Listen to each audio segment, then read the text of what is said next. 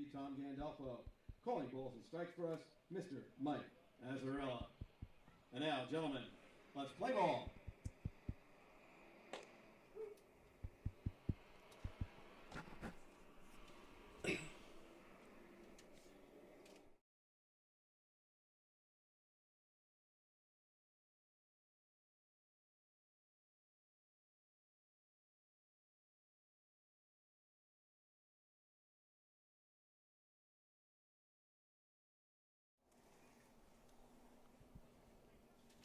Another day, another gorgeous afternoon of baseball here at Frank Moody Park in Ewing, New Jersey, in the Southern Division of the ECCBL. Ben Chowder joined alongside Luke Anderson for today's matchup. Matchup 1 of 2. Of course, we'll get the Generals and the Kings after this at 7 o'clock.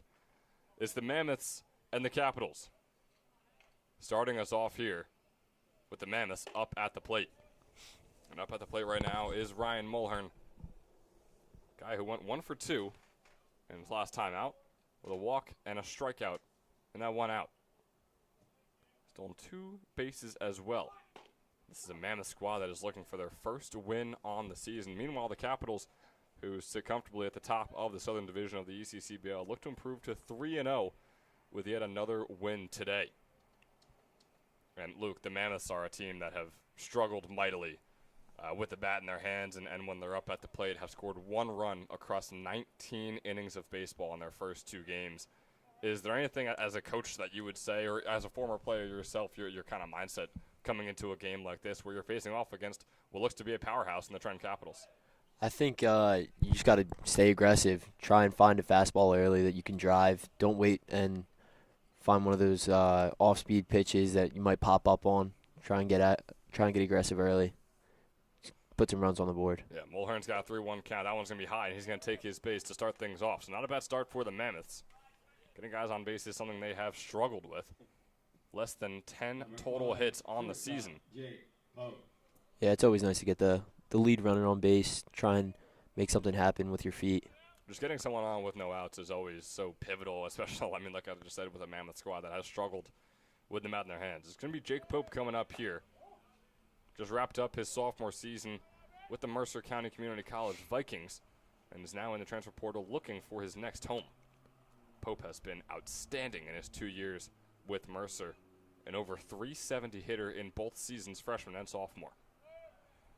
Off goes Mulhern. He's stolen 2 bases so far this summer, and off he goes now to third. The throw goes all the way into center field, and Ryan Mulhern is safe on third base.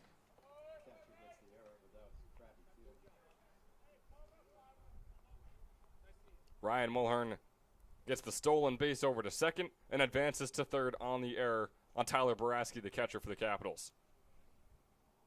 So now it's a 2-0 count here for Jake Pope. 2-0 pitch. Little blooper shot into left center. It's going to get down in between Knapp and Murator. Home comes Mulhern. He's going all the way to second. Can Pope get down? He will. Doesn't even have to slide thanks to the cutoff by Ethan Tolbert. And just like that, the Mammoths starting the game off hot with a run in the top of the first through just 2 batters and less than 6 pitches. Number 19. Not too shabby whatsoever from Mercer. You see what can happen when you get that first guy on base. Things start to happen. Absolutely. And this is a team last year, and of course this is a summer league, so the teams change drastically summer by summer. But last year had the 3rd most runs scored in the entirety of the ECCBL, 2nd most in the Southern Division. And now, of course, obviously they're dead last in the entirety of the ECCBL, but this game looks to be turning things around for the Mercer Mammoths, who are donning the red jerseys and the white pants. And the Capitals were in the all-white unis out there today. It's a 1-1 count here for Zanichi Stevie. The LaSalle commit just wrapped up his senior season at Morristown High School. Had a .434 average in that senior season. Pitch is way high right there from Sabo. And Evan Sabo heading into his junior season at Fairleigh Dickinson. Sophomore season was a rough one, to say the least. Just a little over 18 innings pitched, 17 earned runs allowed, 28 hits as well. And he's already struggling in the top of the first here against the Mammoths. But this one's going to be pop flied all the way Ethan Tolbert, rather, is going to backpedal and make the grab, despite Parker Murator coming all the way down and trying to give him some help. So the first out is finally had for the Trenton Capitals. First baseman, Joey Sakura. Tolbert was stumbling a little over there, too. He definitely was, which is why Murator was racing forward towards the shortstop. But regardless, Ethan Tolbert able to make the grab. And it brings on Joey Socorro, another Mercer County College guy. Also wrapping up his sophomore season, also looking for his next home. He's in the transfer portal right now. That breaking ball is going to be high and away for a 1-0 count. Socorro so far on the ECCBL season through 2 games is 2 for 7 with a double and an RBI to his name. Played for the South Jersey Kings last summer and is now donning the Red Mammoths jersey this summer. He's got a 2-0 count after 2 outside pitches from Evan Sabo.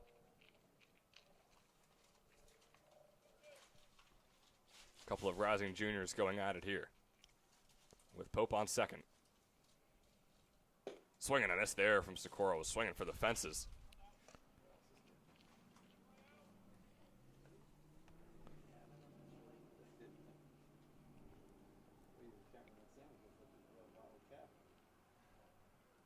So here's the 2-1 pitch coming up from Sabo.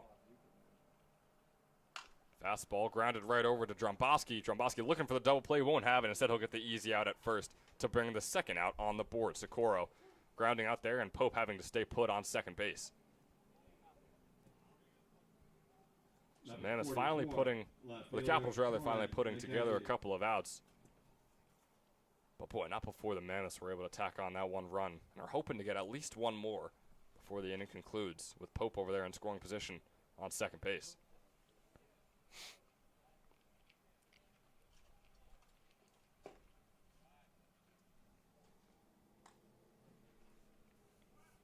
Now up at the plate is Torrin McKenzie. Once again, another Mercer County guy already has his next home in Holy Family next spring. He's got a 1-0 count. Make that a 1-1 as he fouls that one off. Was a .336 hitter for the Vikings this past spring, .541 OPS. 33 RBIs to his name in the 33 games he started. He's got a 1-1 count here against Sabo. McKenzie fouls another off. He's only appeared in 1 game so far for the Mammoths. He went 1 for 3 in that one with a walk.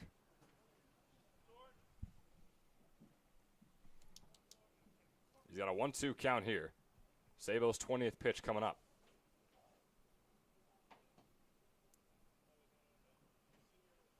Here's the 1-2 offering, and it's going to be fouled off left side this time. So McKenzie's staying on it. Not able to put one in play just yet. And Pope's still staying put over there on second. He's been there for quite some time now. Yeah, it's a shame. Socorro obviously able to put a ball in play. Wasn't able to advance him, though. Be nice to have a runner on third base. Yeah, it was a great play by Braden Dromboski over there on third base. Was taking those hops, but pretty easily corralled it and got the throw over to Shin on first. It's a 2-2 count now after that ball's high.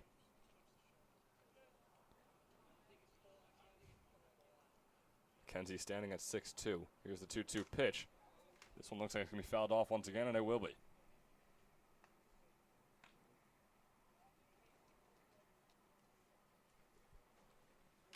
So the Mammoths in this inning alone already doubling up on their season total of runs.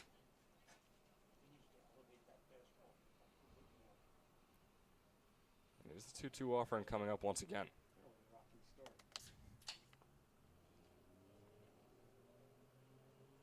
It's going to be inside.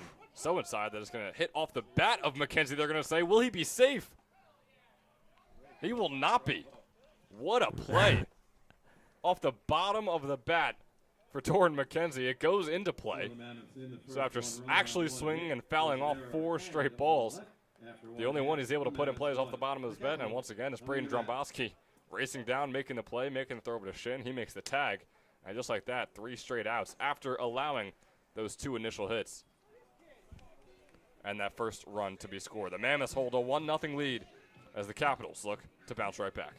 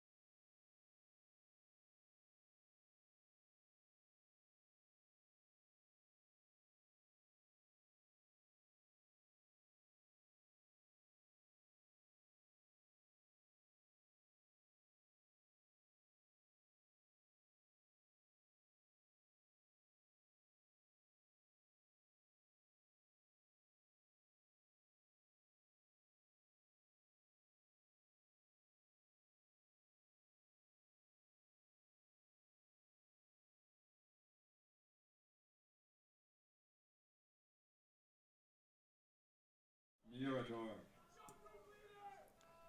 So welcome you back here. Bottom of the first now. Parker Murator up at the plate, facing off against Graham Ross. The lefty pitcher out of Drew University. That's a nice breaking ball in the bottom left corner there for strike one. Just wrapped up his sophomore season at Drew. As the 0-1 is going to be popped up into right field. McKenzie tracking it down and making the grab. 2 pitches, 1 out to start things off for Graham Ross. Ross, a solid sophomore campaign at Drew University. Over 28 innings pitched, allowed 22 earned runs, and struck out 25 batters. Had around a .270 batting average against him. Out of Hillsborough, New Jersey. He's facing off against Ethan Tolbert here. Breaking ball is going to be on the outside corner and in there for strike one.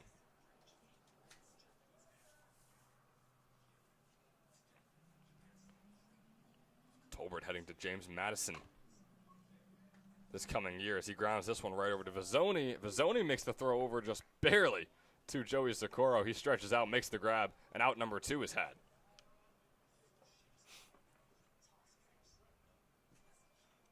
Number 41, center fielder, Jake Knapp.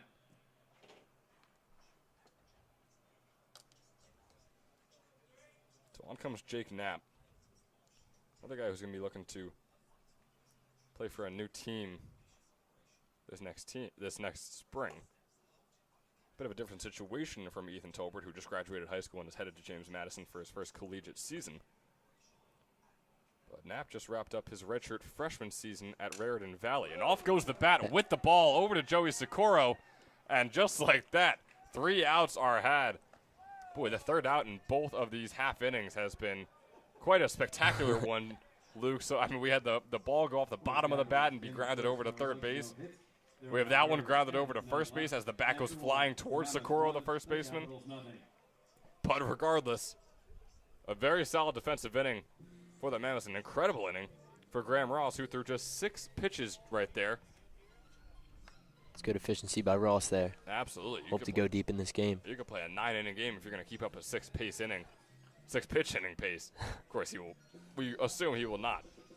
But crazier things have happened here in the ECCBL. Mammoths hold a 1-0 lead and look to add on to it when we're back in the top of the second.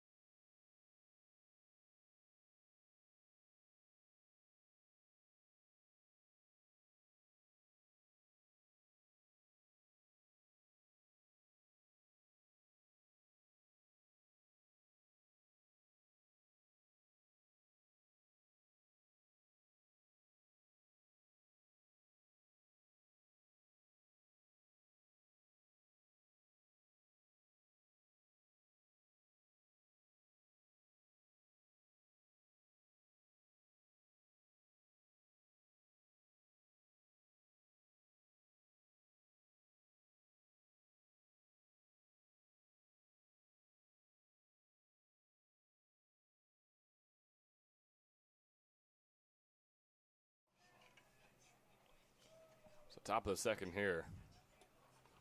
After what was a very eventful first inning, only 1 run scored, but regardless, a lot of things happening out there on our Moody Park field. Vasco's going to be in there in the outside corner by Evan Sabo. Looking to bounce back a little bit. Allowed just 1 hit in that first inning, but of course went all the way around. And his team now trails 1-0. That fastball's going to be inside, bringing up a 1-1 count on Chris Pepkowski. He's a rising sophomore at Alvernia University. In his first season with the team, was a .293 hitter in the 15 games he started. A 1-1 count's going to be outside. In his 41 at-bats, he totaled 4 doubles and a couple of home runs, along with 11 RBIs. It's not too shabby to start off your collegiate career if you're Chris Babkowski. Then at 6'3", 205, he's got a 2-1 count. Fastball outside, make it a 2-2, or 3-1 rather.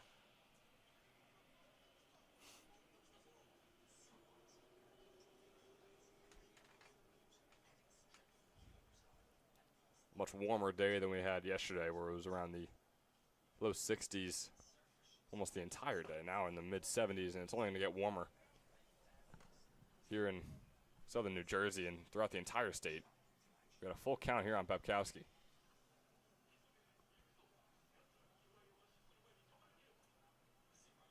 Here's the 3-2 offer from Sabo. Swing and a miss there by Chris Babkowski.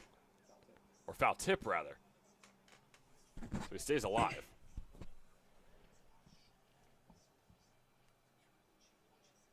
Sabo already nearing 30 pitches on the day.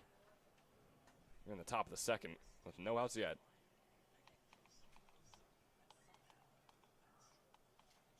So complete opposites for these two starting pitchers out there. Graham Ross is 6 pitches into his stint. Meanwhile, Sabo's about to throw his 30th. He's still searching for his first out of the second inning. This one's going to be fouled off once again by Babkowski, this time off towards his own dugout. Seen some good battles here from this Mammoths lineup. Everyone who's been up to the plates either put the ball in play or fouled it off a couple times. Yeah, it's what we have seen from the Mammoths in their past 2 games as well, despite only scoring 1 run across both of them.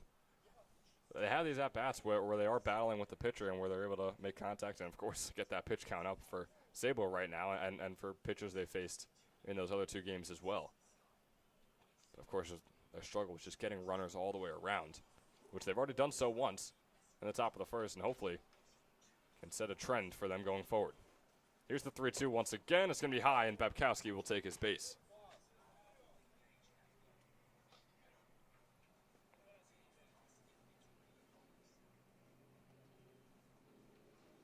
Number 20, the catcher, Tyler Huzzy. So on comes Tyler Huzzy. Just 1 for 7 so far this summer. Started the entirety of both games he's played. Both games the Mammoth have played so far this season. That one's way high from Sabo. Good jump and stop from Baraski.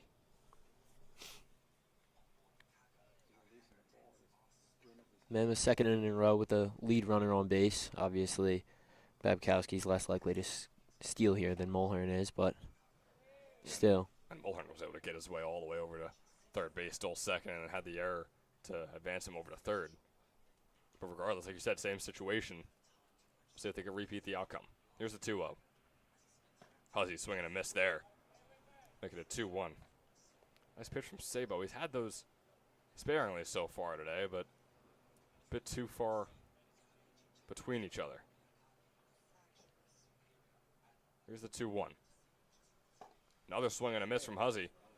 Battling back is Evan Sabo right now. There's no outs on the board and a runner on. He's not looking to repeat that first inning. He wants to keep this a 1-0 ball game for as long as humanly possible. Here's the 2-2. It's going to be outside after those 2 swing and misses. Swings and misses, I mean, obviously makes a bit of a sense. Put one outside, see really how eager he is and how aggressive he's going to be in the at-bat. But regardless, he's got a full count. And here's the 3-2 offering. Going to be inside. And 2 straight walks to open up the second inning. Evan Sabo is going to have a meeting with his catcher, Tyler Baraski. Not the ideal start. Neither side has a pitcher warming up. Sabo's nearing his 40th pitch on the day. Coach is going to come out and talk to him here. Hopefully settle the nerves a little bit. Find a way out of this jam. Yeah, and if you're Capitals manager right now, are you looking at your next pitcher and wondering if maybe they should be heading in relatively soon, which it looks like they might be, sending a guy out there?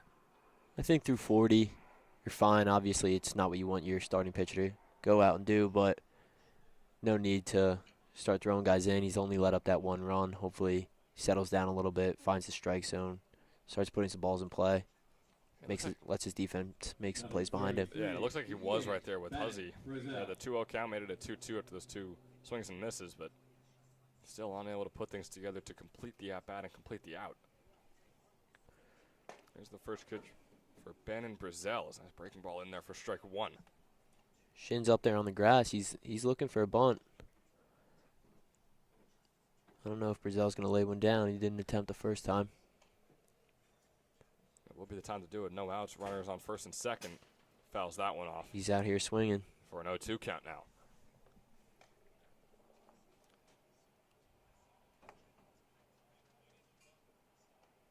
Bannon Brazil, another Mercer County College guy. This past season was a .368 hitter for him. Staring down an 0-2 count with 2 runners on and no outs on the board. And here is the 0-2 offering. Fouls it off, was trying to check it. So we'll stay with the same count.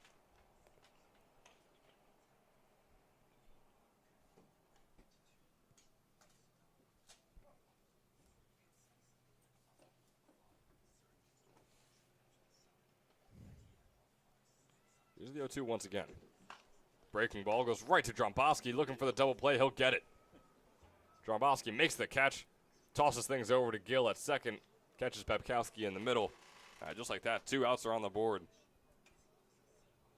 And the inning is sort of just flipped on its head for both these teams. The Mammoths were looking real good, looking to add on some runs to their lead, while the Capitals were pretty dire and had that mound visit as well with Sabo. And now all of a sudden, just 1 runner on and 2 outs on the board.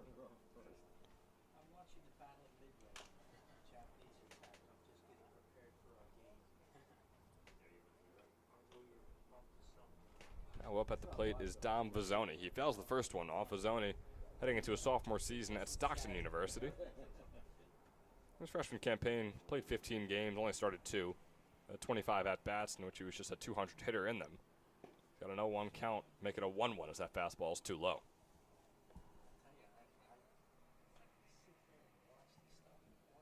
And Vizzoni so far this summer, another guy who's played in both games for the Mammoths, is just 1 for 7. With a walk and a strikeout to his name. Rayshon Error once as well. He's got a 1-1 count, make it a 2-1 as that one's low and away.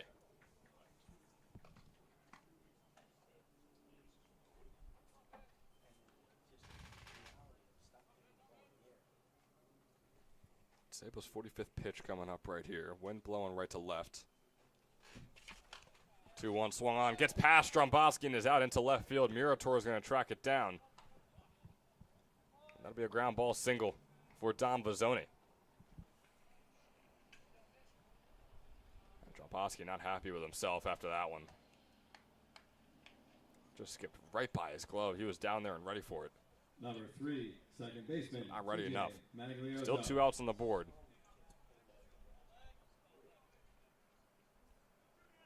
But now 2 runners on. Situation that they had just had with no outs on the board. TJ Maglioso looks to be the one to bring Huzzy all the way around. First fastball is low and away. Maglioso still looking for his first hit this summer. He's 0 for 6. He's got a 1-0 count here. Swung on out to left field. Murator is backpedaling, going all the way back to the fences. Not a bad way to get your first hit of the summer, TJ Maglioso. The 2-run double.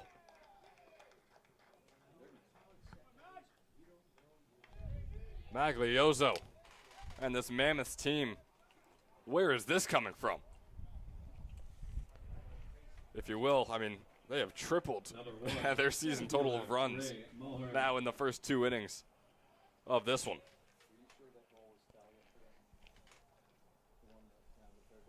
Yeah, they're definitely getting some help from Sabo out there on the mound, putting some runners, or Ross out there on the mound.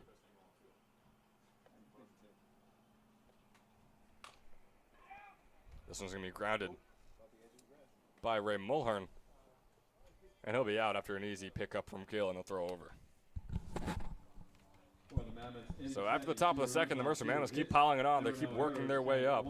1 run in the first, 2 runs in the second, and they're right back on the mound with Graham Ross, who threw just 6 pitches in the top of the or in the bottom of the first. And boy, would he like to repeat that in the bottom of the second. We'll be right back. I have to take it.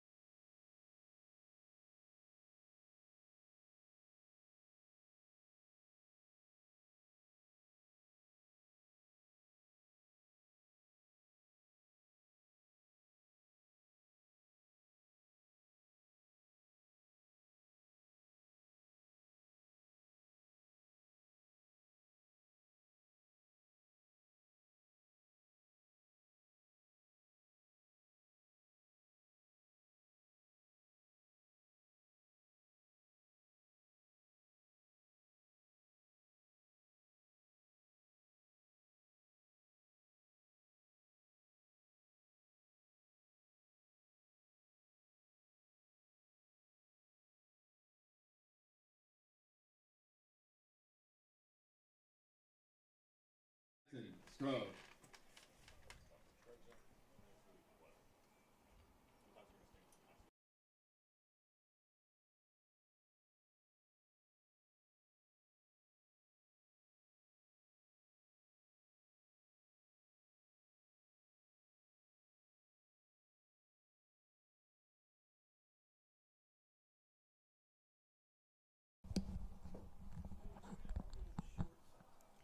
So looking back here in the bottom of the second, Mammoths holding their 3-0 lead over the Capitals.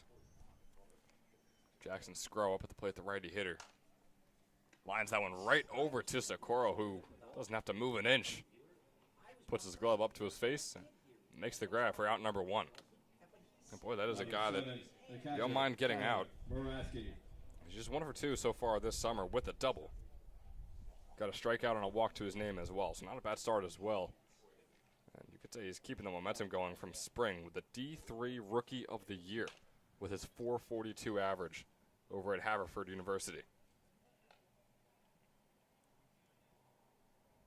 So definitely one you want to keep an eye on this summer, but lines that one right over to Socorro. And brings on the catcher, Tyler Baraski. He's got an 0-1, make that a 1-1 as that one's just a bit outside.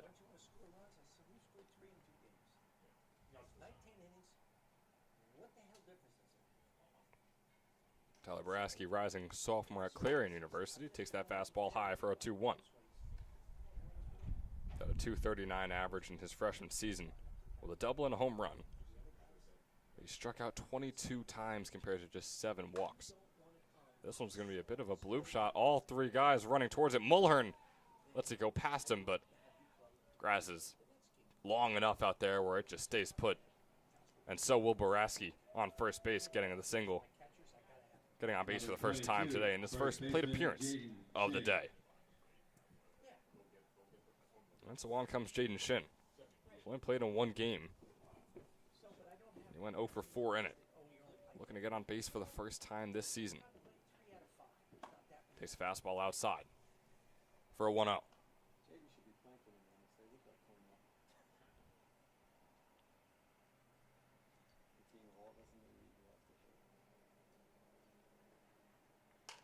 Offering goes right over to Socorro. Instead, Socorro won't be able to get there. Neither will Maglioso. He's going to go all the way out to right field, and off goes Baraski to third. Had to hesitate, and Shin will make his way on to second.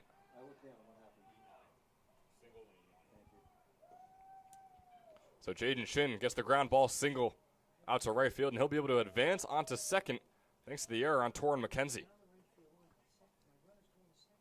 Socorro couldn't grab it. Maglioso couldn't grab it. And eventually Torrin McKenzie couldn't even grab it out there in right field. Now it's 2 in scoring position with just 1 out on the board. And Matt Westcott up to the plate, his first at-bat of the summer.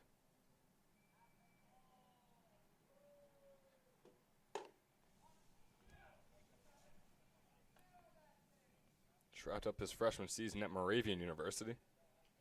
Just a .194 hitter, had 7 doubles to his name. He's got a 1-0 count. Make that a 2-0. So Graham Ross, after throwing 6 pitches in that first inning, definitely a bit different this time around in the bottom of the second.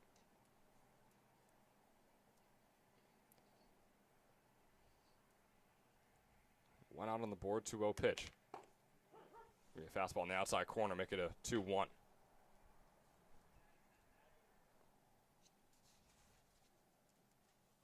Westcott out of Hillsborough, New Jersey.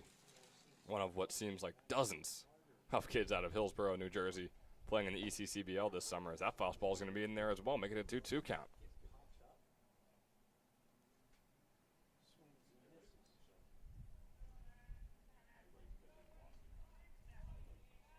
Looking to keep the Capitals' momentum going here and drive home their first run of the day. Fouls that one off. His first contact of the at-bat.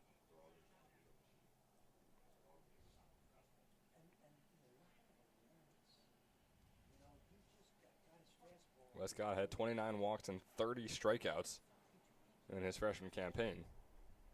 He's got a 2-2 count here. And he strikes out in his first at-bat of the summer. Now there's 2 outs on the board. Shin and Baraski still waiting patiently over there on second and third. Eddie Apollina. And Eddie Apollina is going to have to be the man to try and bring them home. Apollina is just 1 for 6 so far this summer. Struck out twice. That breaking ball is going to be just barely outside for a 1-0 count.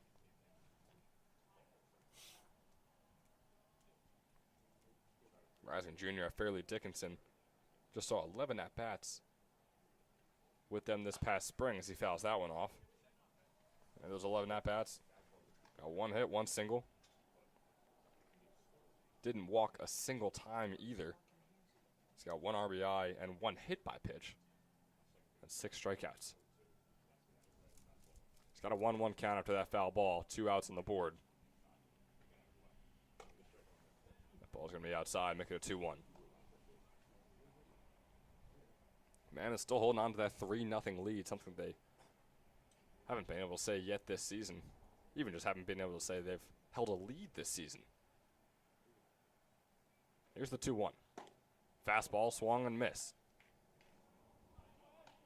Apollina staring down a 2-2 count. 2 outs on the board, 2 runners in scoring position. Prime opportunity for the Capitals to try and crawl back into this one early on. With the wind dying down, here's the 2-2. Fastball's popped up. Socorro going to try and track it down. So will McKenzie. Neither will be able to get it as it's just past the fence, and the at-bat will continue.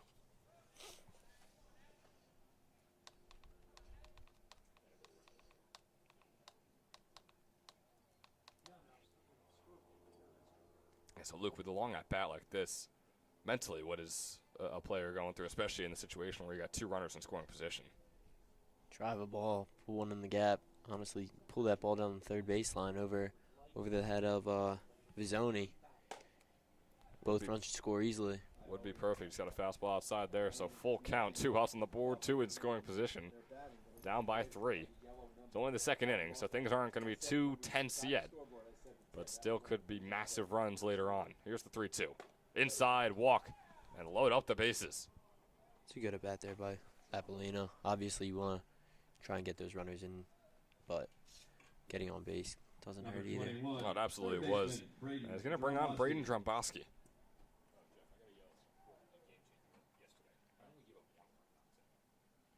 Dromboski.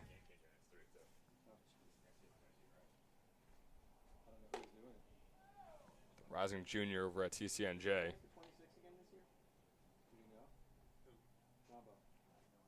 He's 2 for 3 so far this summer with a couple RBIs to his name as well. This past spring went 4 for 7 in the 7 at-bats he saw, but this one's going to be a line one right over to the shortstop Pope. And just like that, nothing to show for it for the Capitals despite 2 in scoring position. So the Mammoths hold on to their 3-0 lead after 2, and they're right back up to the plate heading into the third. And we'll be right back to it after this quick word from our sponsor. Hi, my name is Dr. Philip Glassner. I'm a hip and knee replacement specialist at Mid-Jersey Orthopedics. We're a multi-specialty orthopedic practice with offices in Flemington, Bridgewater, and Washington, New Jersey. We have 18 fellowship-trained specialists to take care of you from your neck down to your toes. We offer conservative management such as bracing, therapy, and injections through surgical interventions as well. Our goal is to keep you active and healthy and get you back in the game. We also offer on-site digital x-ray as well as MRI. We have evening and Saturday morning office hours to assist with convenient appointment times as well as having walk-in appointments available. Call us or visit our website at midjerseyorthopedics.com so we can help you to live life better.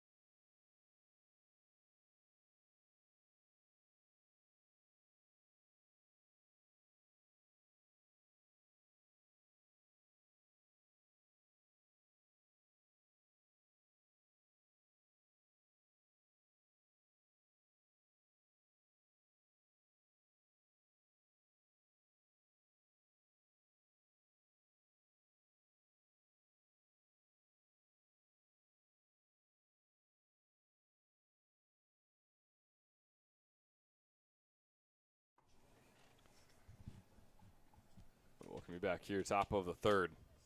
The Mammoths are holding that 3-0 lead. Scored 1 in the first, 2 in the second. Trying to keep the numerical order going here in the third. Jake Pope is the man to try and do it. Already got 1 hit on the day, looking to bunt that one unsuccessfully. He's got a 1-1 count.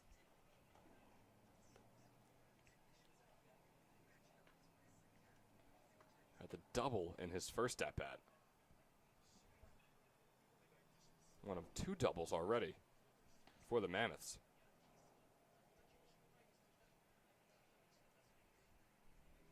Here's the 1-1. Fastball high and away.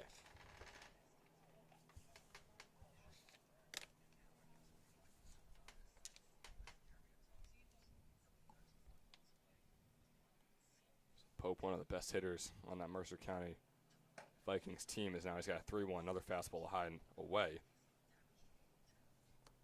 Like I said before, it was a 402 hitter in his freshman season and a 371 hitter this past spring. Over a 950 OPS in both seasons as well, and he's getting on base for the second straight time today. 4-1 walk there. Evan Sabo, well over 50 pitches. Number 19, right fielder Zanichi, Steve. And so it brings on Zanichi Steve.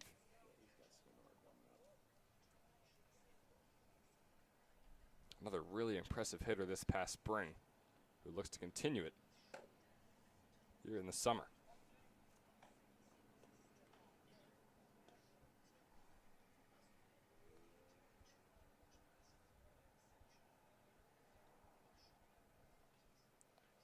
Steve's got a 1-0 count.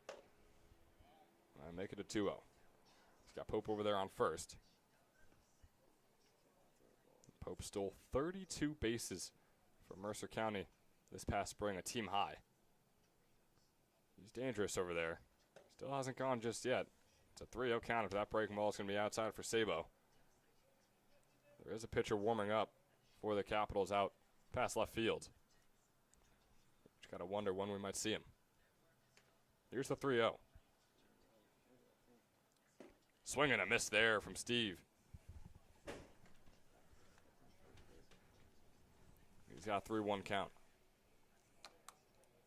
And seeing swing and misses on 3-0 counts are always tough to watch. We'll see if Steve can get it back here. Instead, he's going to pop this one high into the air. Tolbert is the one tracking it down. The shortstop makes the grab for out number 1 here in the top of the third.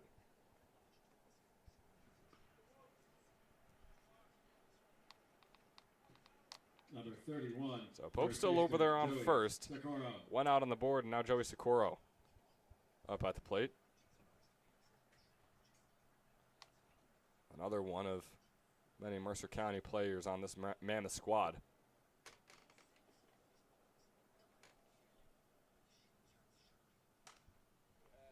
Fastball is going to be fouled off, making a 0-1 count.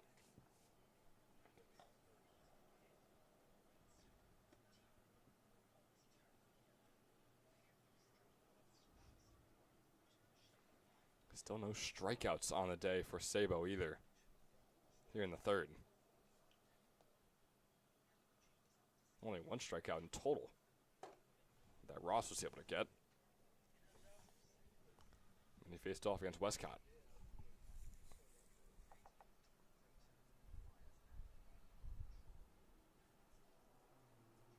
3-0 ball game, the Mammoths lead. The 1-1 is in the dirt.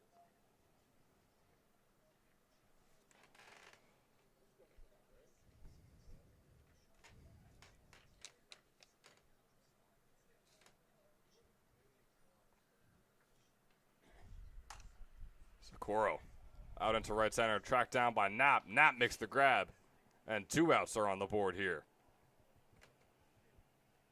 Good hustle by the center fielder. Getting over there, not letting the ball have a chance of hitting the ground. Puts Socorro at 0 for 2 so far today. He's now 2 for 9 on the summer. Torrin McKenzie now up, a guy who's 1 for 4 on the summer, including his first at-bat today where he grounded out. Here's his first pitch. Grounder right up the middle. Slowed down for Tolbert to get over there. Got a glove on it, but wasn't able to corral it. So the single for Torin McKenzie. Keep the inning alive for the Mammoths. Number 16, the DH, Chris Babkowski. So 3 straight Mercer County hitters, 2 are able to get on base for the Mammoths. And now here comes Chris Babkowski breaking up that Mercer County relationship we had going on in these past few hitters. Just wrapped up his freshman season at Alvernia University. Nice breaking ball inside there for strike 1. 0-1 count here. Sabo, his 65th pitch, was a good-looking one.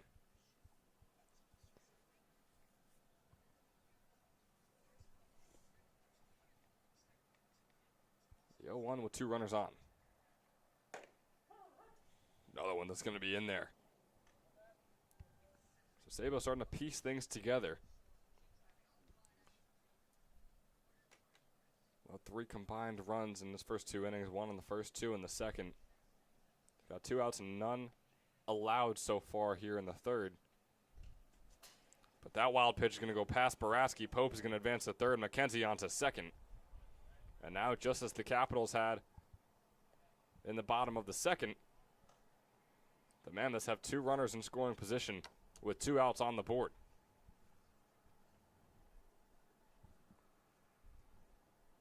Looking to add on to the lead. Chris Babkowski looks to be the man to do it.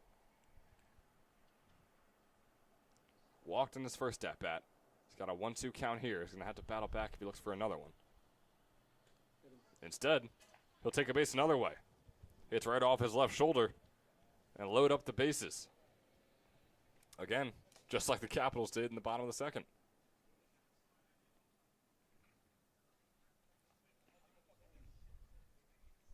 So now coming on is Tyler Huzzy. 20, the catcher, Tyler Huzzy. Another man who walked in his first plate appearance. Wouldn't mind a walk here either. Got a slight breeze going right to left. Bases loaded up here with 2 outs on the board. Huzzy swinging a miss on the first pitch.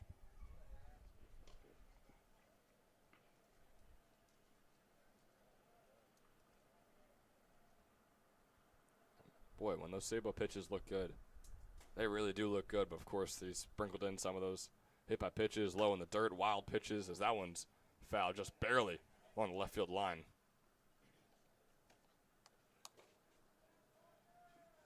And for you, Luke, what would be your threshold here for Sabo, who is now 70 pitches into his stint, has those 3 runs on the board, and has bases loaded right here in the third? Yeah, I can't imagine him going too much longer into this game. Hopefully pitches out of it right here, but I can't imagine we'll see him make it into the 4th inning if he even makes it out of the third right here. Right. Another one fouled off by Huzzy. That one all the way over to the bleachers. The 0-2 count remains for him. Breaking ball is going to be just outside. It's now 1-2.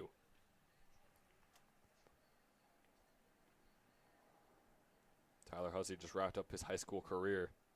In his senior season, was a .364 hitter for Jackson Memorial. He's got a 1-2 count.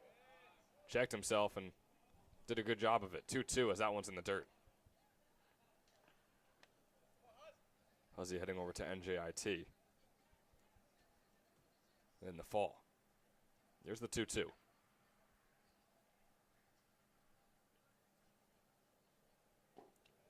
Fastball low and away once again.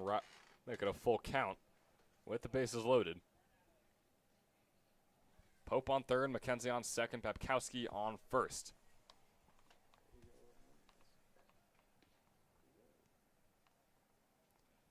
Three, 2. Outside in the dirt, Sabo walks in a run. Not ideal for the Capitals whatsoever. A team that is 2-0 on the season, was red hot to start off. Number 33. But boy, oh boy, Evan Sabo is Brazil. not exactly keeping that momentum going here in game number 3 on the summer. He's still out there. He's facing off against Bannon Brazel. Good ball on the outside corner to open up the count 0-1.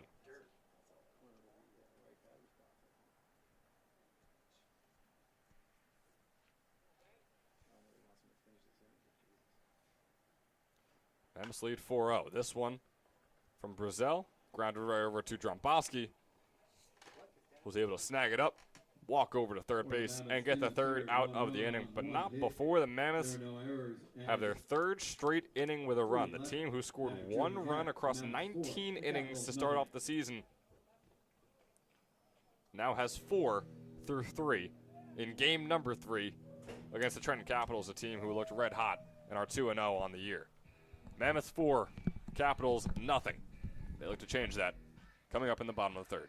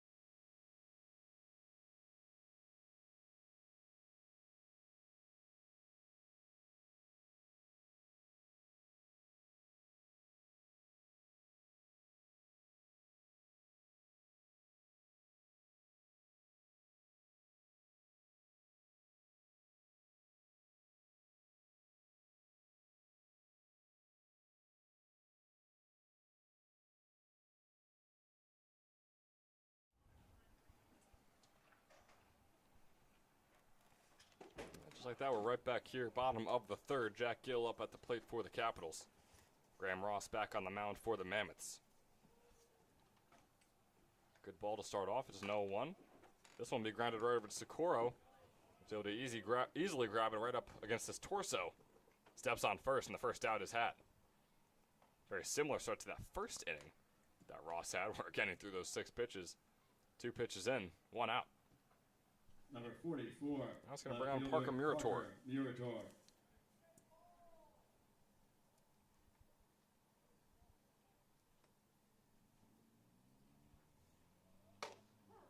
Murator, first one fastball in there. 4 strike 1. Other guy was 0 for 1 on the day.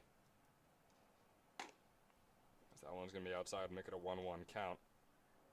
Was 1 for 4 on the summer coming into this one. He led Fairleigh Dickinson as a junior with a .364 batting average. 44 walks as well. Oh. That one's fouled off. Looks like it hit. Got someone in the dugout there. Our cameraman, it looks like it hit. Took it like a champ, though. He definitely took it like a champ.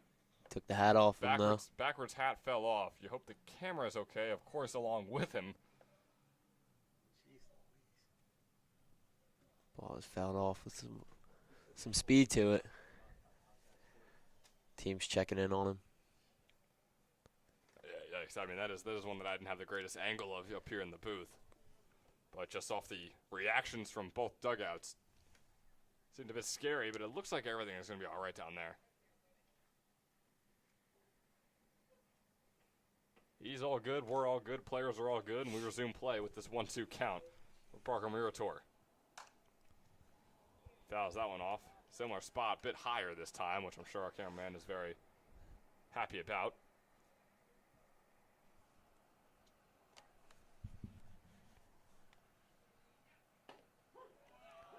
Rings him up on the inside. Beautiful a good pitch. right there from Ross. I mean, he has looked outstanding so far today. Like I said, the guy out of Drew University. Shortstop, Ethan Tolbert. And it looked pretty solid as well. 22 earned runs on 28 innings pitched, around a 6.5 ERA.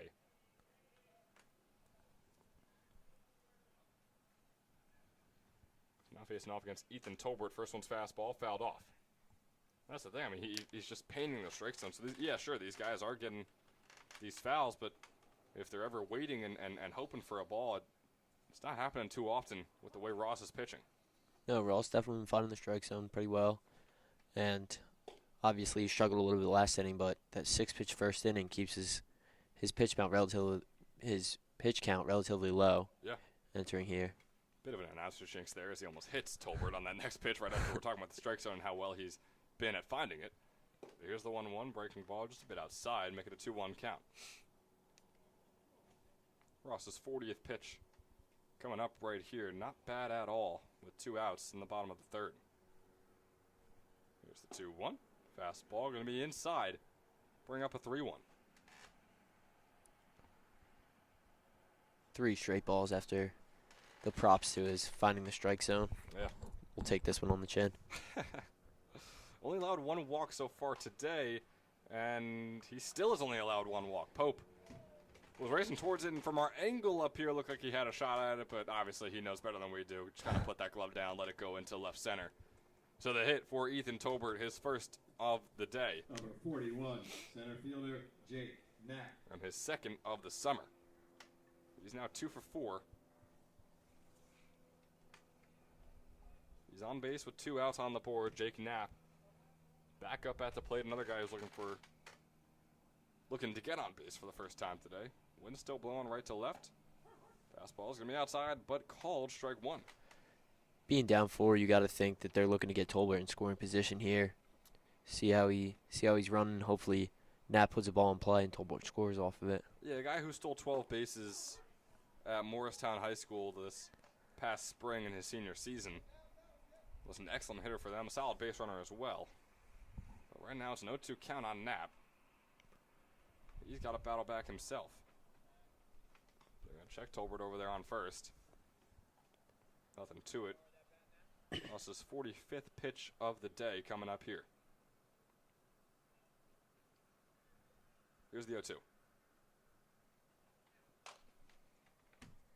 Be fouled off.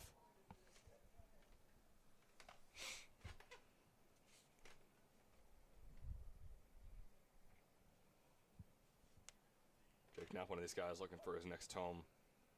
There are plenty of them, or either in the transfer portal, or maybe he's just still uncommitted. So the 0-2 is going to be outside and make it a 1-2. Knapp standing at 6'3", 180 pounds. 1 for 5 so far on the summer. Like I said, he led, or actually did not lead, but had a very solid batting average with Raritan Valley in his redshirt freshman season with a .315. That one's going to find the bottom left corner, the breaking ball from Graham Ross. Bit of a disagreement from Knapp, but he's not going to do much with it. Another quick inning for Graham Ross in this Mercer Mammoths defense. We'll see if they can keep the streak alive. 3 straight innings with a run. Can they make it 4? We'll find out when we're back in the top of the 4th.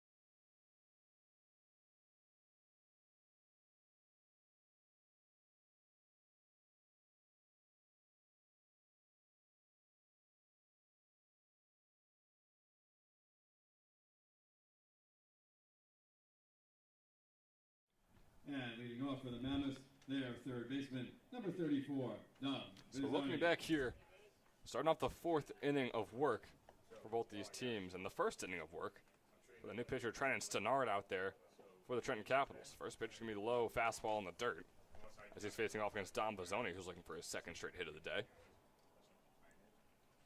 And Stannard just wrapped up his sophomore season over at Fairleigh Dickinson.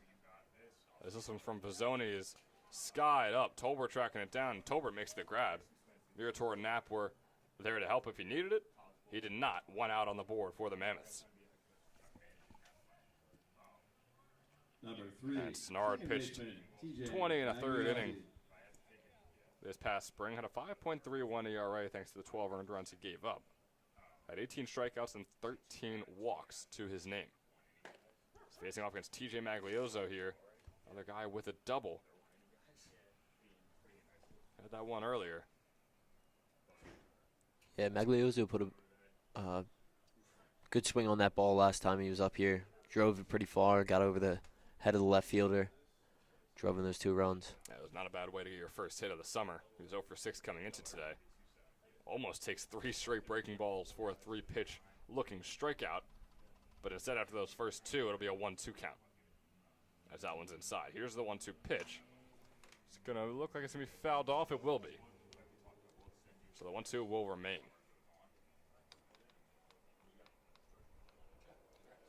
And something interesting to note as well, no one warming up out there for the Mammoths.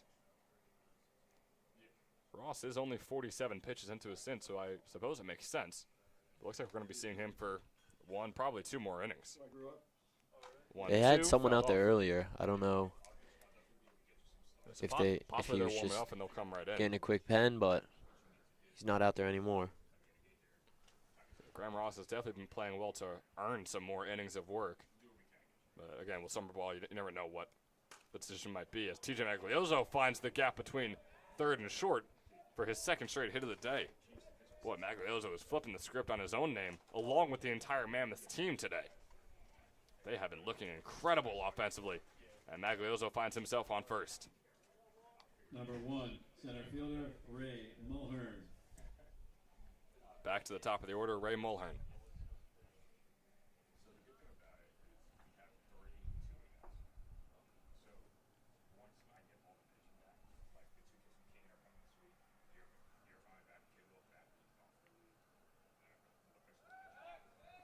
Check the run over there first. Bit of a close call with Magliozzo. Nothing much to it, though. Mulhern up at the plate for his freshman season with the Salve Regina Seahawks. Played in 16 games, had just a 167 batting average and on-base percentage. Never got walked. Another check, and got Magliozzo out. Trenton Stannard. Not a bad way to start off, getting 2 outs despite allowing that single. Checks Magliozzo on first. Shin makes the tag. And just like that, 2 outs are on the board with no one on. Ray Mulhern still up at the plate.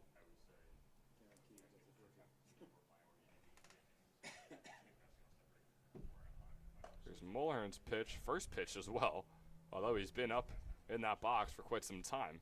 It's going to be a 1-0 breaking ball outside. Been 8 combined hits today. 5 for the Mammoths. Make that 6 as that one gets down for Ray Mulhern out into right field.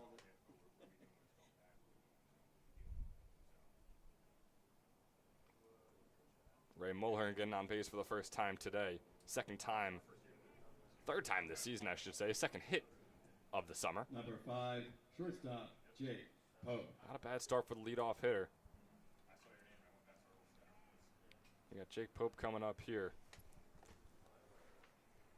Got some speed over there at first, but after watching the pickoff, I wonder if he's going to be a little more conservative. It won't matter. It won't matter. He's going to try and go all the way to third, though, as that one's grounded into right field. Mulhern makes it runners on the corners here for the Mammoths.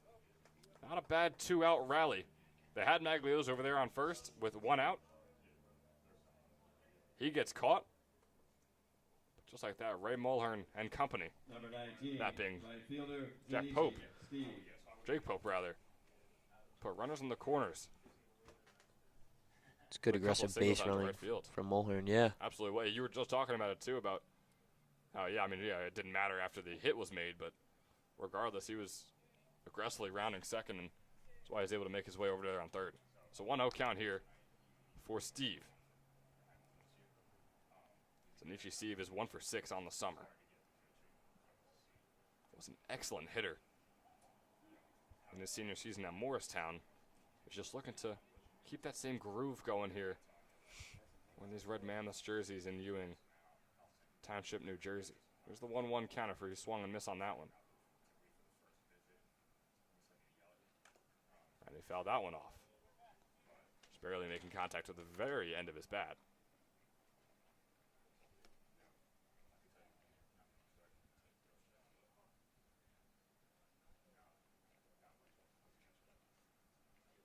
Here's the 1-2.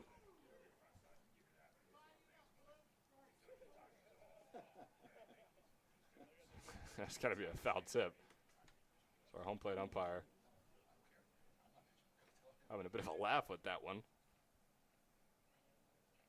We still got the 1-2. Runners on the corners. Pope on first, Mulhern on third. 2 outs on the board. They've been there for quite some time.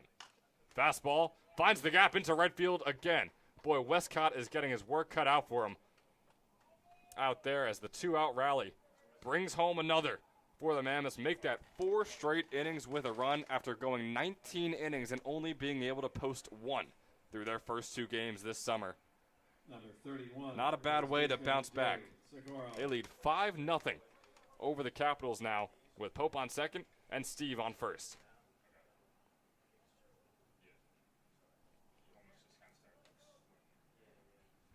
Now up is Joey Socorro. He's going to moonshot that one.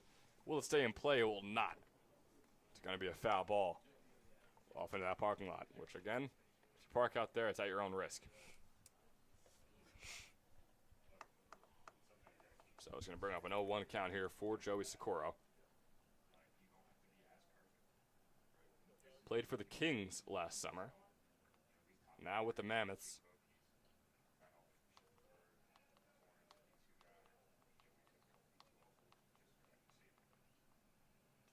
Here's the 0-1. Breaking ball. Goes right towards Gill at second, and Gill will run over to second base, colliding with his shortstop Tolbert before they can get that out. And they do get the out, but boy, not before the 2-out rally, like I said, brings home Mulhern. And the Mammoths lead 5-0 over the Capitals. Not exactly on everyone's bingo card coming into tonight's ECCBL doubleheader matchups, but boy, the Mammoths have been proving everyone wrong after a cold and rough start to their summer. They lead 5-0 and look to keep things that way heading into the bottom of the 4th.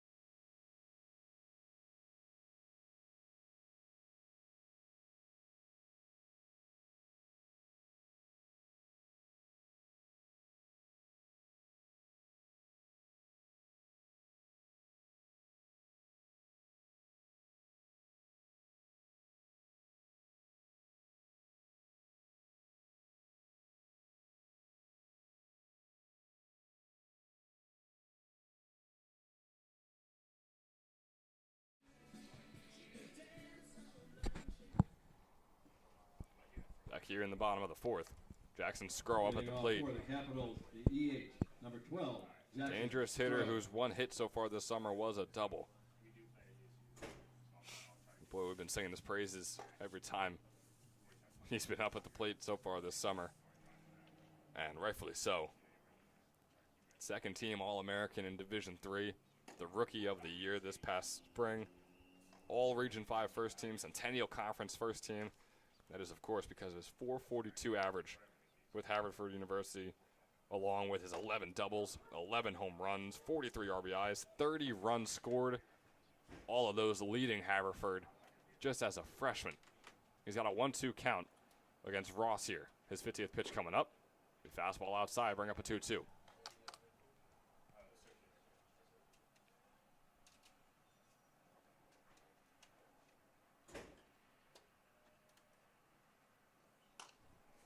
the 2-2. He's going to be fouled off. Can McKenzie get there in time? He cannot. So we'll stay with the 2-2 count here in the bottom of the fourth, starting things off with Jackson Scrow.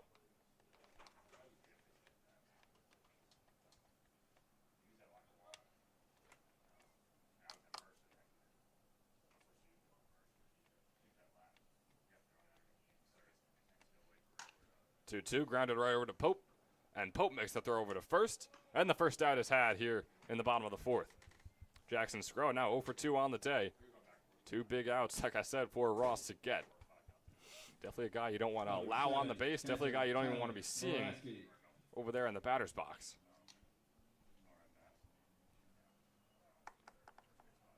And it brings on the catcher, Tyler Baraski.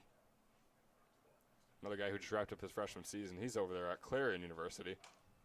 Was a .239 hitter as he pops this one up. Huzzy makes the grab.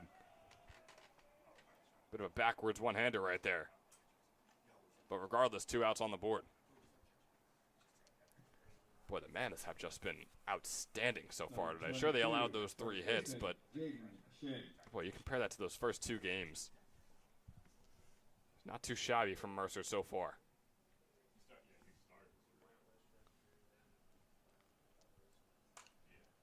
This one's going to be fouled off by Chin. And look, and do you think that is something to do with the whole Summer League aspect where these guys are playing with each other for most of them, what is the first time ever? And the Mammoths just trying to get used to playing with each other, get used to a new team, and now it looks like they finally have.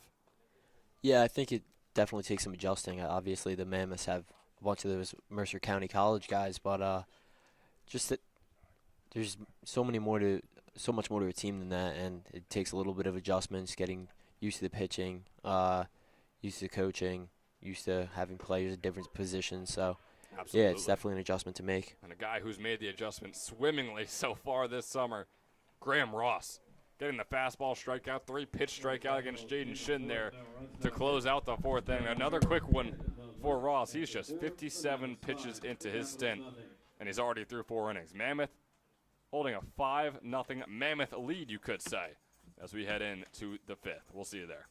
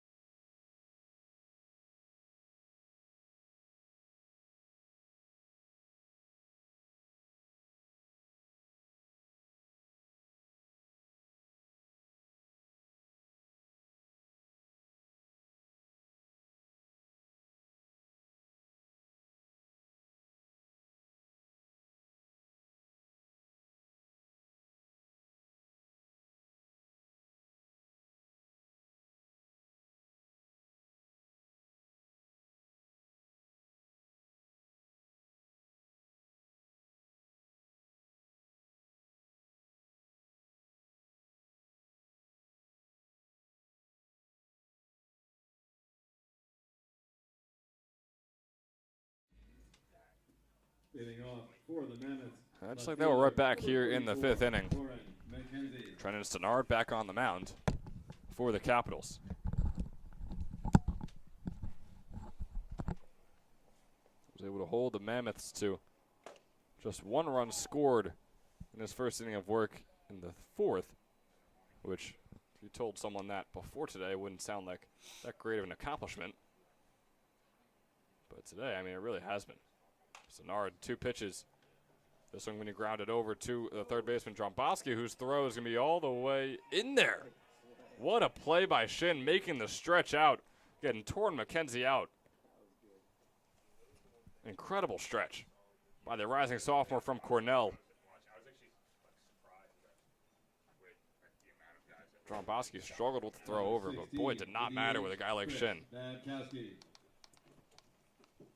Shin standing at 6'2", 205. Used all of that frame right there. Now on comes Chris Babkowski. Nice curveball in there for strike one.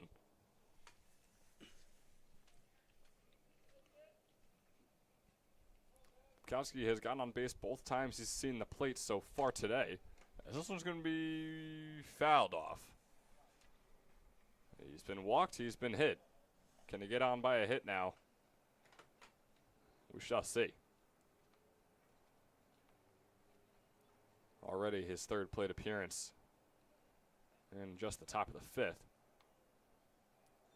Mammoths have been running through that order quite frequently throughout this one. Swing and a miss there, though. Babkowski not able to get on this time. Trenton Stenard looking pretty solid here in the top of the fifth. 2 outs down. Number 20, catcher Tyler Huzzy. Now it's going to bring on Tyler Huzzy.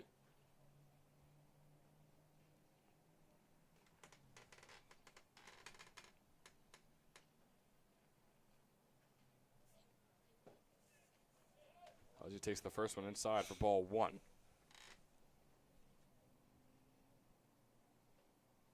Here's another guy who's gone on base both times he's seen the plate, both times via a walk. That fastball is going to find the bottom right corner, make things a 1-1 count. Wind blowing right to left like it has pretty much all day. Fastball once again in there low for strike two. 1-2 here on Tyler Huzzy. Stenard really painting the edges of the strike box here. Except for there where he finds the edge of home plate and puts it in the dirt. So the 2-2 coming up here for Huzzy. 364 hitter in his senior season at Jackson Memorial. Another one in the dirt, so a 1-2 count quickly turns into a full one. 2 outs on the board. Stenard going to throw the baseball back. Has got some dirt on it. Get a new ball. We'll see if that does the trick. Full count. You want to go 3 up, 3 down here if you're Stenard. Get your guys back in the box. And he won't be able to. Fastball outside, and Huzzy takes first.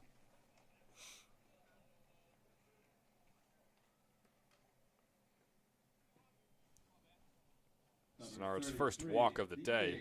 It's over there on first. And Banner Brazel comes on. Guy is looking to get on base for the first time today. Huzzy's been on base all 3 plate appearances. Brazel's been the exact opposite. Will it continue? Looks like it will. Dromboski with the ground out, and he gets it. Comes in onto the grass, makes the throw over to Shin. Pretty easy. 4 up, 3 down there for Trenton Stenard. Ending off the top of the fifth. So the Capitals, finally for the first time today, don't allow a run to the Mammoths in one of these half innings. But can they flip the script entirely? We're exactly halfway through the game. Can they win this second half? We'll find out when we come back in the bottom of the fifth. Hi, my name is Dr. Philip Glassner. I'm a hip and knee replacement specialist at Mid-Jersey Orthopedics. We're a multi-specialty orthopedic practice with offices in Flemington, Bridgewater, and Washington, New Jersey. We have 18 fellowship-trained specialists to take care of you from your neck down to your toes. We offer conservative management such as bracing, therapy, and injections through surgical interventions as well. Our goal is to keep you active and healthy and get you back in the game. We also offer on-site digital x-ray as well as MRI. We have evening and Saturday morning office hours to assist with convenient appointment times, as well as having walk-in appointments available. Call us or visit our website at midjerseyorthopedics.com so we can help you to live life better.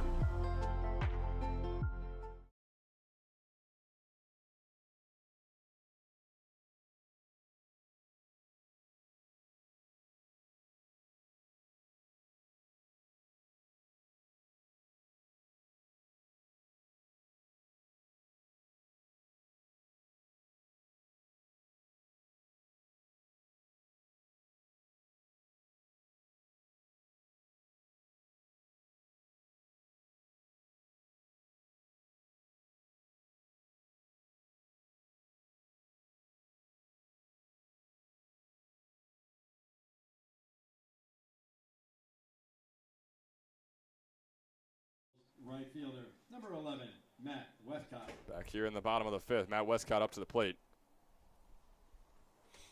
for the Capitals.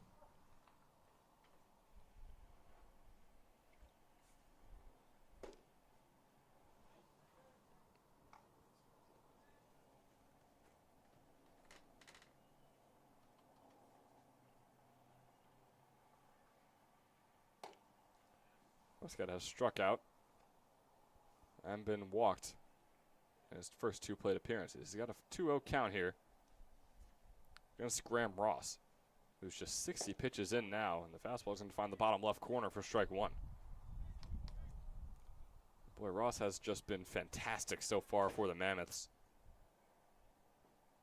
Through the 4 innings he's pitched, he's allowed 3 hits, just 1 walk, 4 runners on, and he's struck out 4 as well.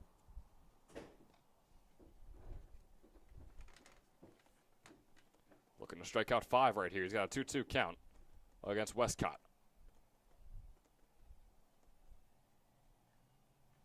Westcott did strike out in his one at bat today.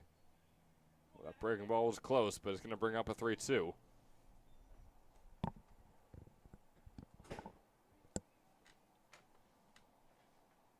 Here's the offering.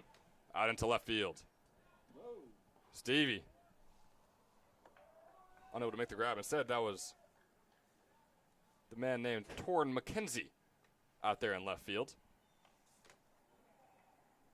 It appears that him and Steve swap positions out there, the outfielders. But regardless, the first out is had.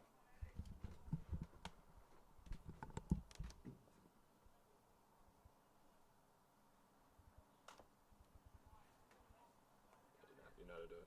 You just leave it empty for now. Oh, that works, yeah, and then put Steve. Okay.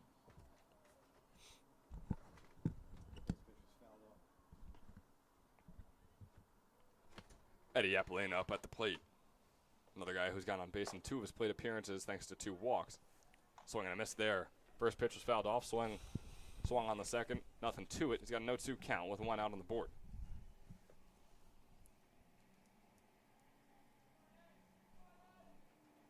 Here's the offering. Swing and a miss there. 5th strikeout of the day for Graham Ross. Oh, a little look back to it, Appolina, as he's walking back towards his second baseman and shortstop over there in Pope Maglioso. Having some fun is Graham Ross. We're having fun watching him. Now he's going to face off against Braden Dromboski. Breaking ball in there for strike 1. Drombo, as people like to call him.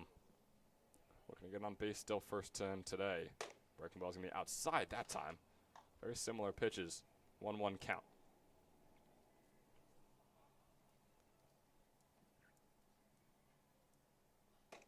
Fastball once again outside, same positioning as the curveball before it. So 2-1 count here. Ross against Dromboski. Braden Dromboski heading into his junior season at TCNJ. That fastball's going to be low near the dirt. Bring up a 3-1. He's only had 11 career at-bats. He went 4 for 7 in his sophomore campaign. It's not too shabby for a low sample size, but a swing and a miss there brings up a full count. That one looked to surely be in the dirt, would have walked him onto first. Instead, he's got a full count pitch.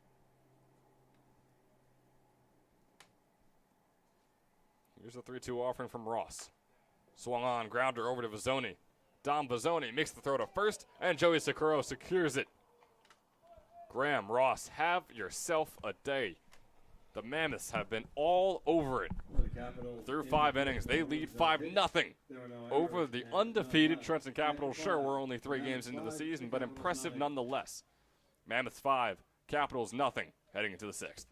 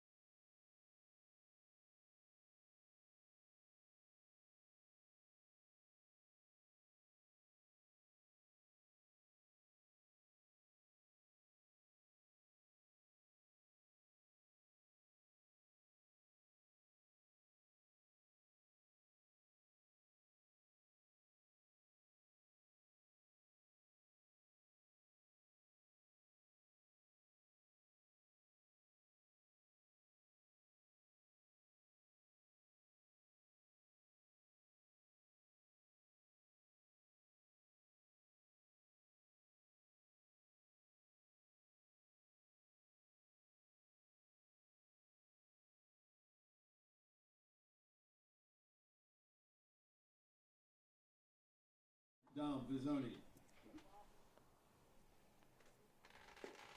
In the 6th inning here, Stenard starts things off against Vizzoni with a breaking ball finding the bottom right corner, 0-1 count. Looks to do the same right there. Can't. Fastball is just a bit outside. Brings up a 1-1.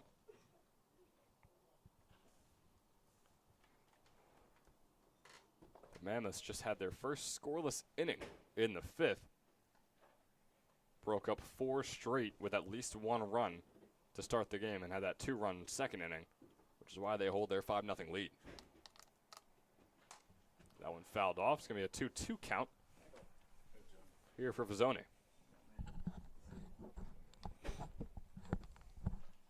Mammoths already with 8 hits on the day. Vizzoni looking to make it 9. That one grounded all the way out into left field. Could be a double for Vizzoni. He's racing, and he will easily get there. Dom Vizzoni. Not a bad way to start off the top of the 6th. He's going to bring on TJ Maglioso, another guy who also has a double to his name today. Number 3, second baseman, TJ Maglioso. Well, Gill reached out. It's his first time being at third today. Just got moved over. Wasn't able to pick it up, though.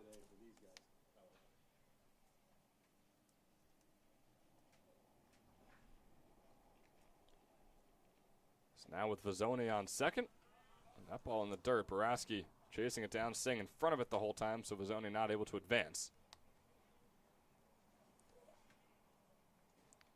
Boy, the Mammoths are already in prime position to keep piling it on.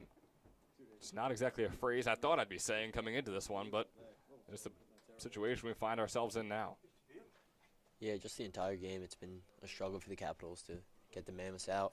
Obviously, last inning was their first scoreless inning, and they'd hope to repeat that, but with a man on second. Exactly, and if you watched our other 2 broadcasts of the Capitals, you would have never thought that this would be the case, especially with how good defensively they were, going up against a team who scored 1 run through 19 innings. You'd think, oh, well, for sure the Mammoths are going to score maybe 1 in this game, surely not 5 through 5 innings.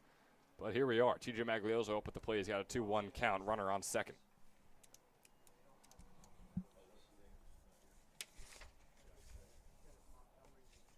Here's the 2-1 offering from Stenard. Fastball swing and a miss there from Maglioso. And it brings up a 2-2 count.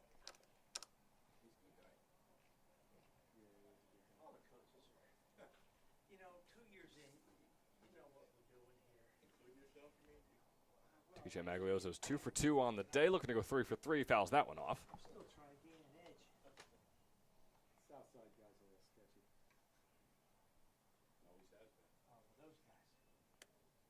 Maglioso with a single and a double.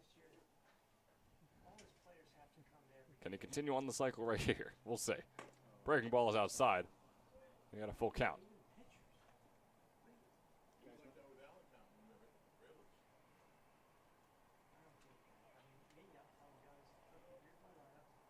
Vizzoni's still over there on second. He's already scored a run today. Looking to make it 2. Make this a 6-0 ball game. Here's the 3-2 offering. Fouled off. Over towards Capitals dugout. Seen a lot of great at-bats today from both teams, obviously. The Mammoths being able to put that into runs, but even the Capitals have been battling deep into counts, making them throw pitches. Ross obviously was hammering the strike zone pretty much this whole outing, but the Capitals did a good job of staying away from balls and putting at least a swing out there when it strikes. Yeah, what the Mammoths have been doing, especially with how much they're able to battle, like we're seeing Maglioso do right here after another foul ball goes towards the Capitals dugout, is it gets that pitch count up, right? Stenard's already at 42 pitches, which is quite high for your second inning of work. Of course, maybe not as high as Evan Sabos was. The 3-2 count. Breaking ball, swing and a miss there from Maglioso. Went double, then single, and then strikeout. Working backwards as the first out is on the board here in the top of the 6th. Number 1, center fielder Ray Mulhern. And we're back to Ray Mulhern, top of the order here. Mulhern's 1 for 2 with a walk as well. So got on base 2 out of 3 times. Fastball's going to be outside for ball 1. Mulhern has been pretty solid for the Mammoths so far this summer. Was 1 for 2 coming into today with a walk to his name as well. So now 4 for 6 in his plate appearances. That breaking ball is going to find the bottom right corner. Nice looking pitch there from Stenard. As I mentioned, Stenard just wrapped up his sophomore season at Fairleigh Dickinson. Solid campaign in that sophomore. That one's going to be low in the dirt to make it a 2-1 count. At a 5.31 ERA on the 20 innings he pitched. 31 hits in those 20 innings and 12 earned runs. Got 18 strikeouts to his name as well. Got 2-1 count here. Vizzoni on second. Mulhern at the plate. Checks himself as it's in the dirt. It gives himself a 3-1 count.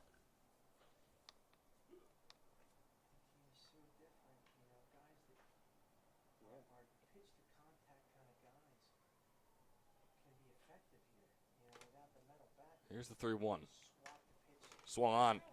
Looking to get a blooper down there in right field. He will. Vizzoni rounding third, going home. Gets down. And the 6th run is had for the Mercer Mammoths.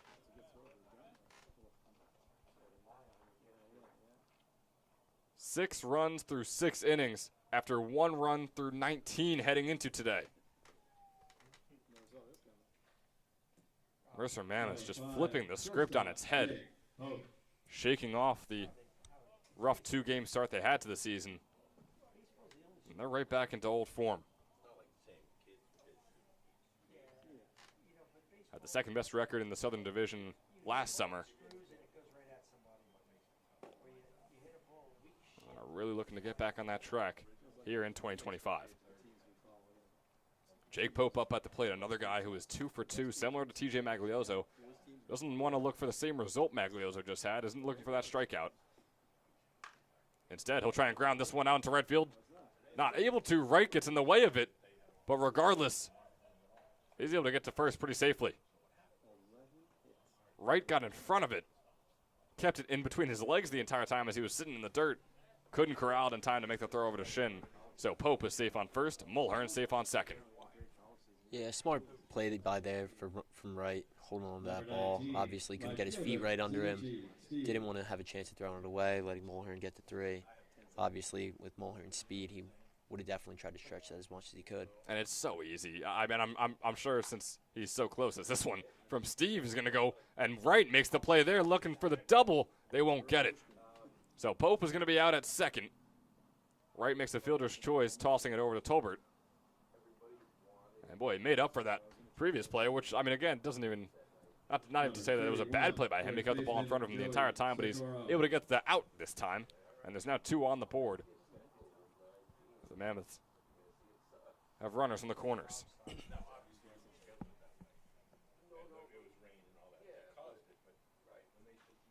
Swing and a miss there on the first pitch. Joey Socorro up at the plate.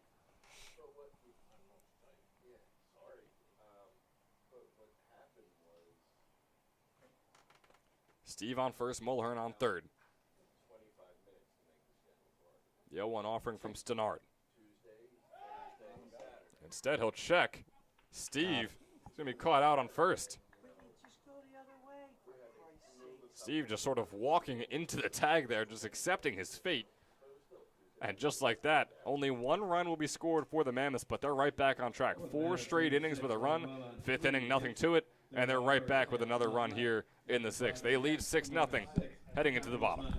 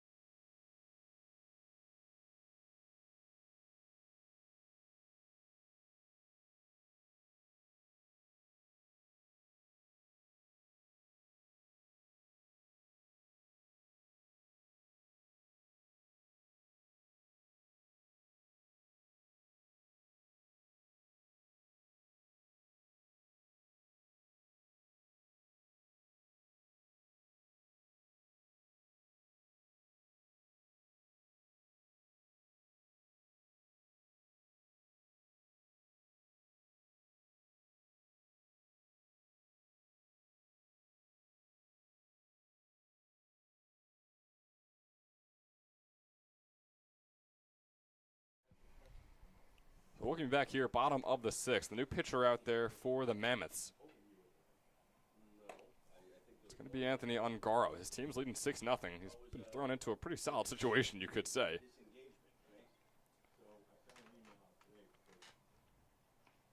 Ungaro just wrapped up his high school career with Paul VI.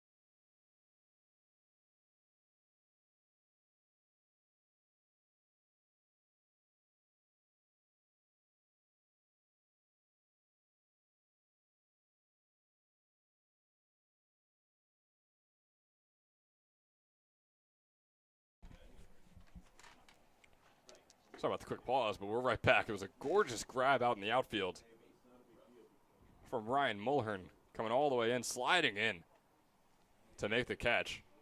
So the first out is now on the board. We're back to the top of the order. Parker Murator for the Capitals fouls that one.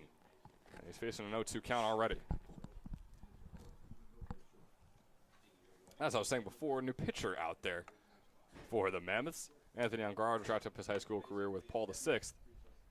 And boy, he looked really, really solid in his senior season. 29 innings pitched, 7 earned runs for a 1.67 earned run average. The 0-1 is going to be just outside for a 1-1. Allowed 27 hits in those 29 innings. Struck out 38 batters compared to his 15 walks. Here's the 1-2, just barely fouled off. Murator checked himself, but not enough. It's coming all the way inside. So the 1-2 remains. Ungaro was one that saw his fair share in the box as well. Was a 205 hitter in the 44 at-bats he had in his senior season. Doesn't appear that we'll be seeing him with a bat in his hands today or most likely this season either.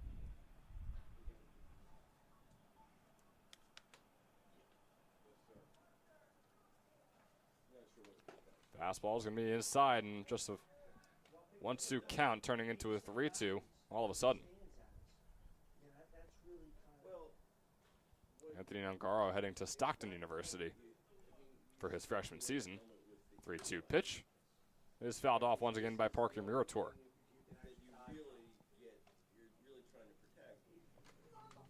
So 6 pitch at bat so far. Murator really milking this here.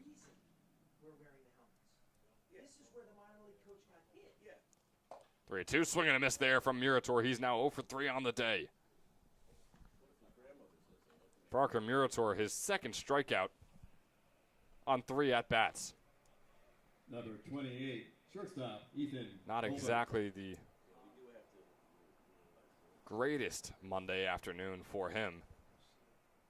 As we move on to Ethan Tolbert, who's 1 for 2 on the day. Had that single earlier on. Looking for another one right here. Can he get it past? He can. Magliozzo not able to make the grab. It's out into right center. And Ethan Tolbert is over there, safe on first.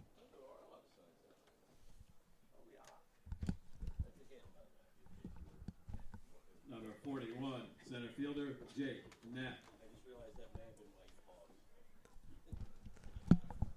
So the hit gets past Magliozzo, goes out into right center. Tolbert is safe on first. Knapp now up at the plate.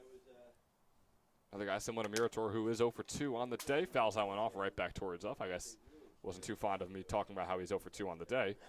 So I'll stop talking about that right now. So he's got no 1 count for himself here. Got a runner on first as well. 315 hitter at Raritan Valley this past spring. Barely fouls that one off. Over towards his own dugout. So 0-2 now. Knapp also has 1 strikeout on the day in his 2 at-bats. Flew out in his second. looking to find a way to advance. Tolbert over to second, third, home. Just get that first run of the day for the Capitals. Breaking ball low and inside for ball one. 1-2 count. Wind is still blowing right to left.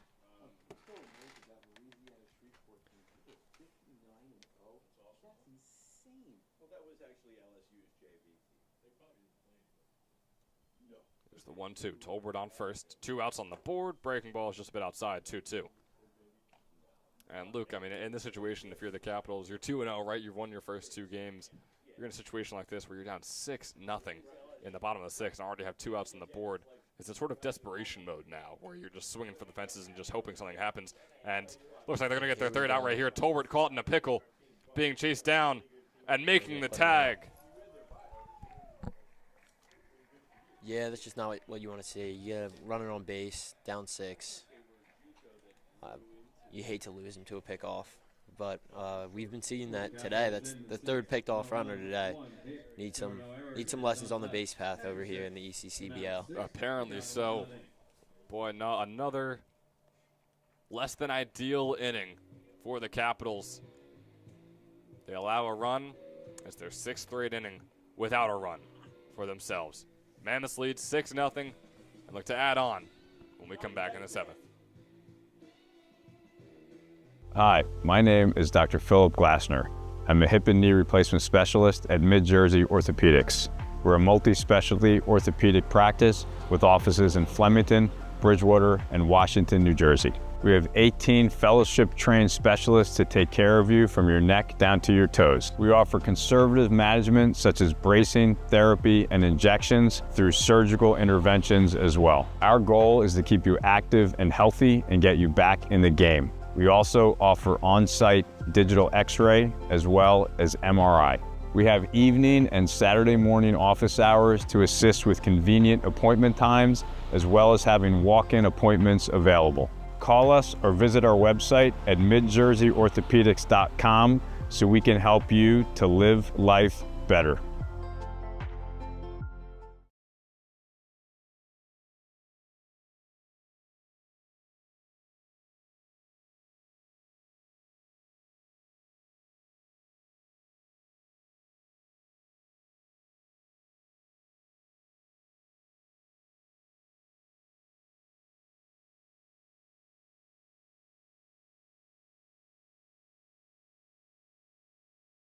Off for the Mammoths, first baseman, number 31, Joey Sikora.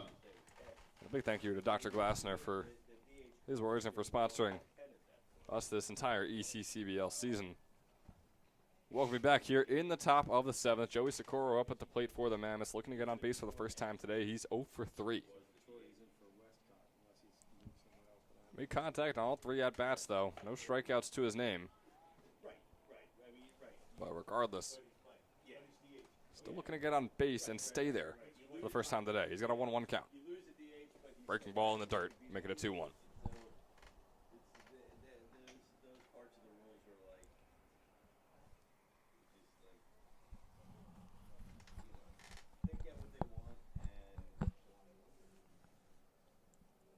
Here's a 2-1 count. Fastball swing and a miss there from Sikora. Boy, Joey Sikora has been taking some big hacks today.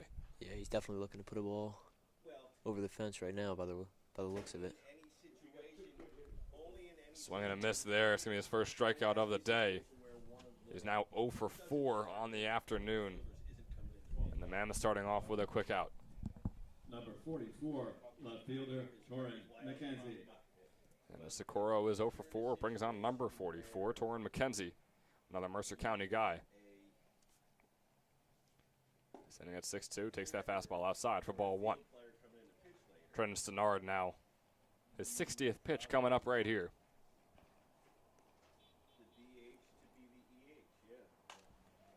Launches that one into center field. Knapp going to have to back up just a little bit, and he'll make the grab. Put the second out on the board.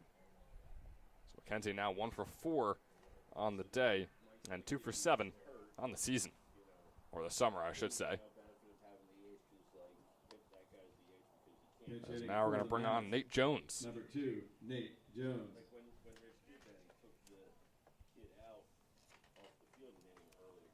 So Nate Jones pinch hitting in there for Chris Babkowski, who has now come out of the game. Jones is just 1 for 5 on the summer as well. And in his freshman season with the Moravian Greyhounds just had a 196 average, but this time looking for his second hit of the summer, he will. Nice little shot into shallow center field. Puts himself on first. Keeps things moving through the order. And moving right on over to Tyler Huzzy. And again, the Capitals just not able to shut down this Mammoths lineup in consecutive order. They always manage to get someone on. Yeah, I mean, a great opportunity there. 2 quick outs. Huzzy has walked in all 3 plate appearances. Finally put some contact in play. And that time it's pretty easily caught by Wright, the second baseman.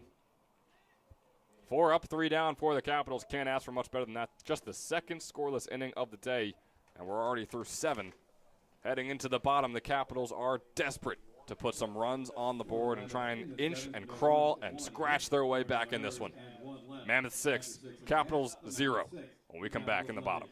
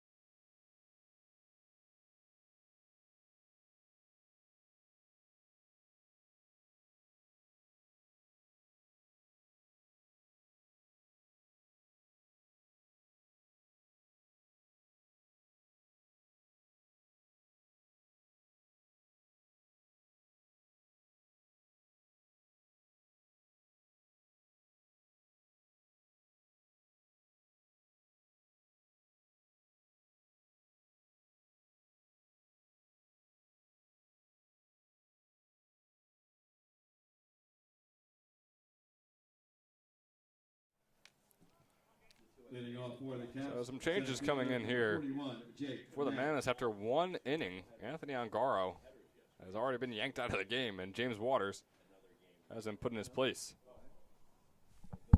Yeah, Waters, it's still Pope. Waters just wrapped up his freshman season at Alvernia University. One of several Alvernia players in this ECCBL on this Mammoths team as well.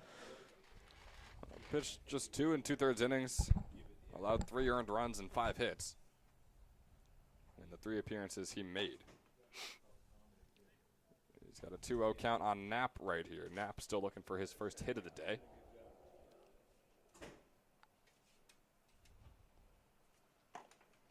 Checks himself there. It's a 3-1 count.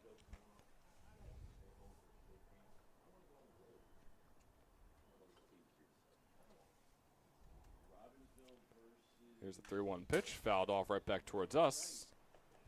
And just like that, the 3-0 turns into a full count for Jake Knapp, who is trying to get on base for the first time today, as are several other Capitals players. 3-2, fouled off once again. Yeah, Knapp's got a battle here. You would really like to see him get on first here, or even one of the other bags. Try and get something going for this team, down 6. It's absolutely something you need. He's got just one hit on the season, so he's 1 for 6, including today. someone who has struggled so far, you could say, this summer. Someone who was very solid, though, at Raritan Valley in his second season with them. His redshirt freshman season, though, it was being considered. So now he is technically a redshirt sophomore in the transfer portal looking for his next home. 3-2 count is going to be in there for the strikeout. Knapp tossed his bat over, was ready to head over to first base. Umpire thought otherwise. And the first out is on the board. Number 12, PEH, Jackson Scrow. So off goes Jake Knapp. In comes Jackson Scrow. Scrow, another player. He's 0 for 2. Ground out, fly out. Breaking ball in there, bottom left corner for strike one. Scrow, certainly a hard guy to try and strike out. Had just 15 strikeouts in the 40 games he played. As he grounds this one foul. Already a 0-2 count.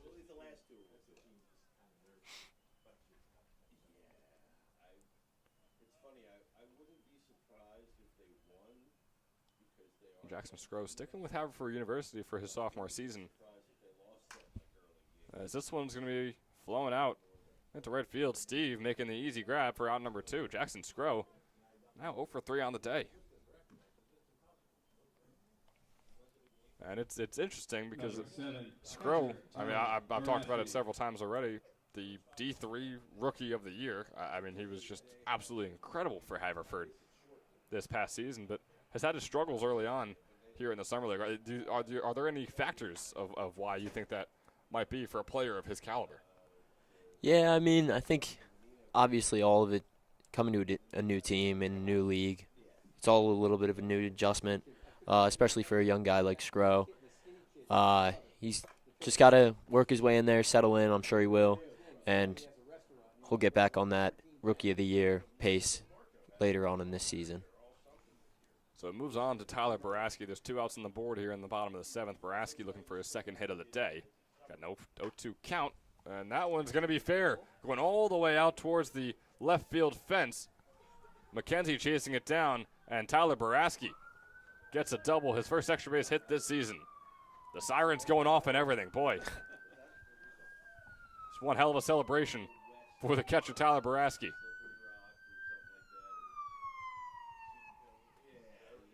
So Baraski, the only player on this Capitals team with multiple hits on the day, the only player with an extra base hit today. Can it finally spark something? Can they get a 2-out rally going? Because, boy, they need it.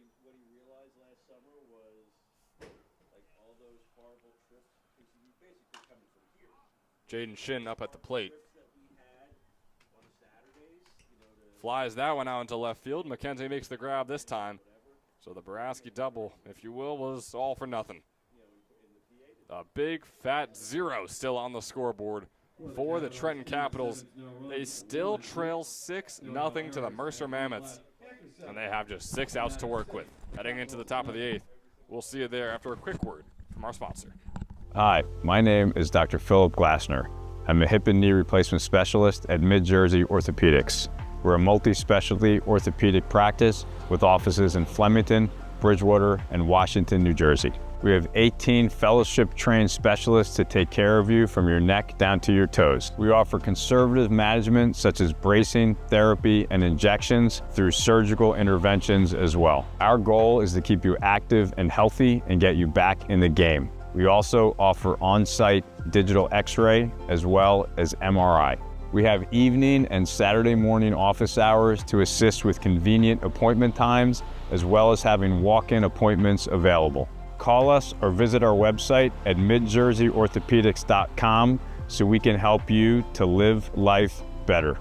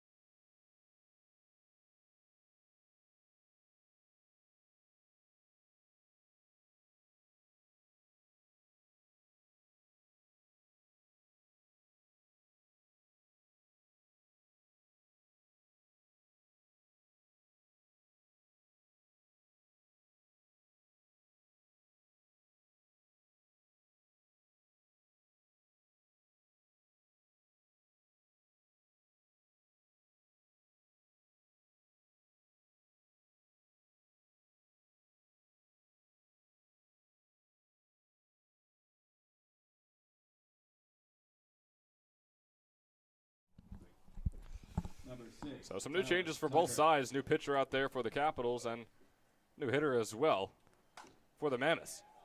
And not a bad start for Tyler Tucker. Diving catch out there by Shin. It's a great play. Got a good read on that. Absolutely. Not a bad hit by Tucker. And boy, Shin making an even better play out there in right field. Man, oh, man. Yeah, that was smoked off the bat. And Shin obviously got a good first step, good jump on it. He was going out for that no matter what. Yeah, and I'll be honest, you saved me there. I mean, I saw that come off the bat, and I was like, oh, that's a hit. So let me look at his stats and see if that's something we should be coming used to for this summer with Tyler Tucker. But no, you caught it. I mean, Jaden Shin diving in for the catch, and just like that, 1 out is on the board here for the Mammoths. So Tyler Tucker was the change in at batter. Dom Bizzoni is currently up. He's 2 for 3 on the day with a double.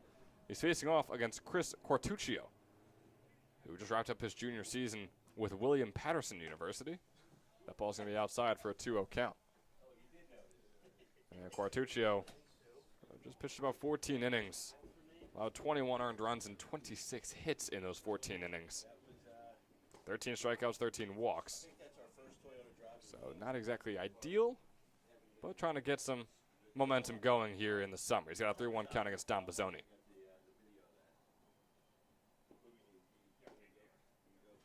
And he'll walk Bizzoni. So it was a good-looking contact on the first and a great play made by Shin to put the first out on the board, but then a 5-pitch walk against Bizzoni, who is 2 for 3 on the day, and bring up another guy who's 2 for 3 on the day, and TJ Magliozzo.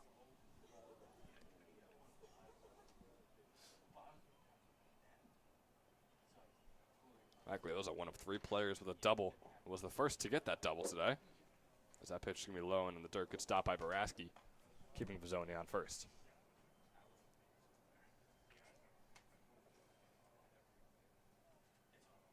12 hits on the day for the Mammoths, more than their first 2 games combined. Off goes Bizzoni to second base. Baraski with a nice throw over, not in time.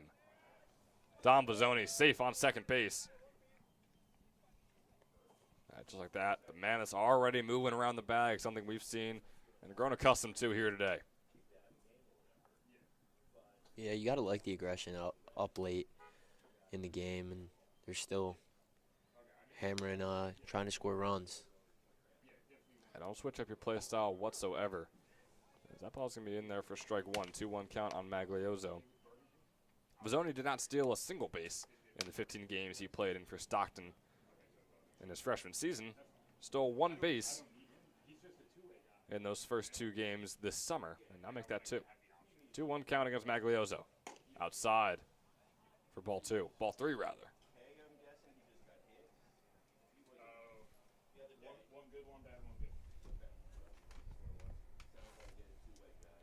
So here's the 3-1 count. Quartuccio already in the double digits. Fastball outside, and Magliozzo will take his base. Not a bad day for Magliozzo whatsoever. 3 for 4 in his plate appearances, 2 hits, 1 walk. Oh yeah, great production from the bottom of the lineup there, as you mentioned. 4 hits, those 2 guys combined, and a couple of walks. Absolutely. So both those guys getting on base for what is now 6 combined times today. And it adds up, and you can see it on the scoreboard. Ryan Mulhern out there grounding this one over to Gill, looking for the double play. They'll get it the out at second. Magliozzo not able to get there in time. Bizzoni will move over to third. Mulhern will get the fielder's choice to put him on first. And runners in the corners with 2 outs on the board. It's going to bring on Jake Pope. Another guy who has had an outstanding day so far. 3 for 3, a double to his name. Can't get much better than that. It'll be a tough one for Quartuccio to try and get by. That fastball looking a bit outside, but called a strike. Pope not ecstatic about it, but keeping his composure. Here's the 0-1.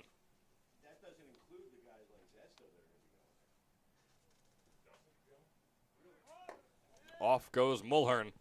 Not even a chance.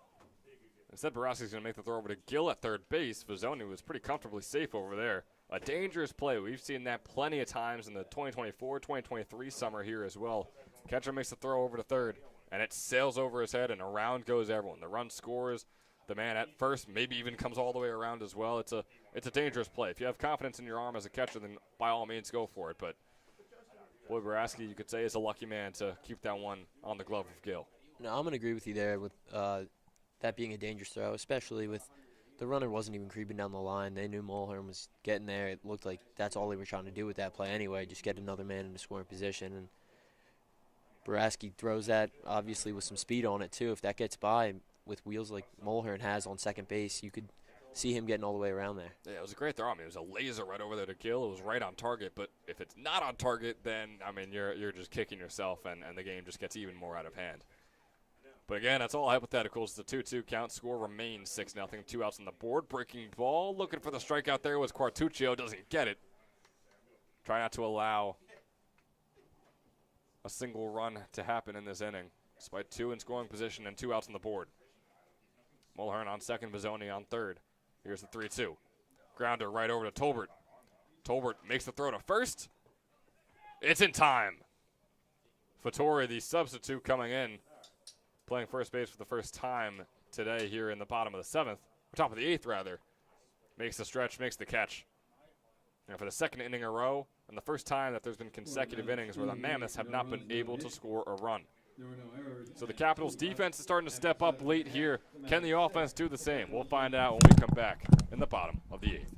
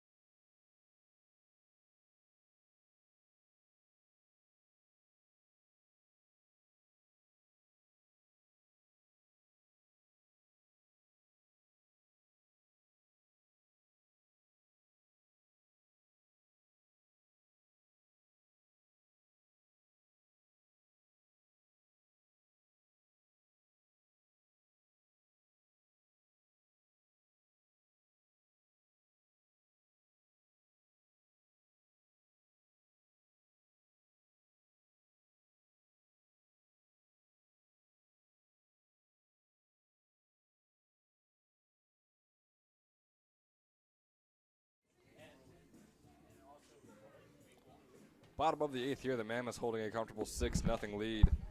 New man on the mound once again, Giovanni Hallahan, out there wearing the red and the red hat. In opening day against the Trenton Generals, he pitched 3 innings. Faced only 13 batters, allowed just 1 hit and 3 walks, but struck out 4, 3 of those looking. Didn't allow a single run, left 4 batters on base. Number 26. Not too bad for Giovanni Hallahan. We'll see how he can handle things right here. Leading off for the Capitals. Yeah. Number 20, Michael Fattori. Michael Fattori is out there with a bob out into right center. Chasing it down is Mulhern, and making the grab is him as well. Boy, oh boy, a field of this size and the wood bats. Power hitters are just so frustrated playing here at Moody Park. Number 29. Looks so good off the bat. Mulhern is sprinting all the way back towards the fence, and it just simply does not matter. So the first out already on the board.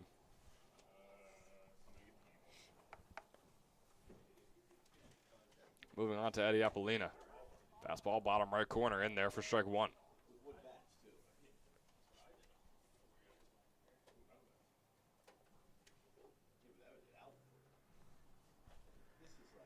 A 1 pitch.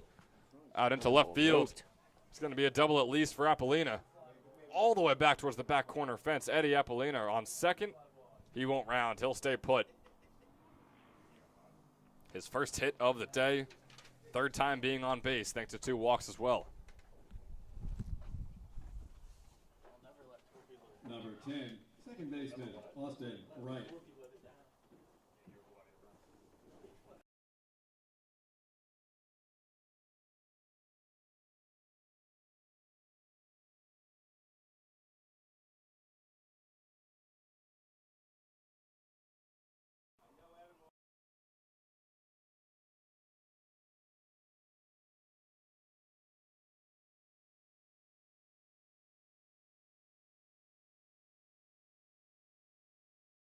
We've got the video and even better, Parker's reaction of this.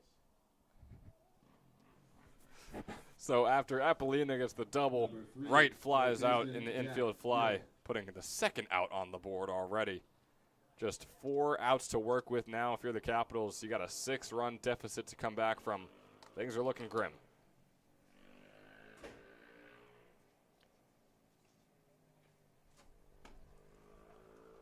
Brings on Jack Gill. Basically, the conversation went, Evan, are you okay? Yeah. Did you get the video of it at least?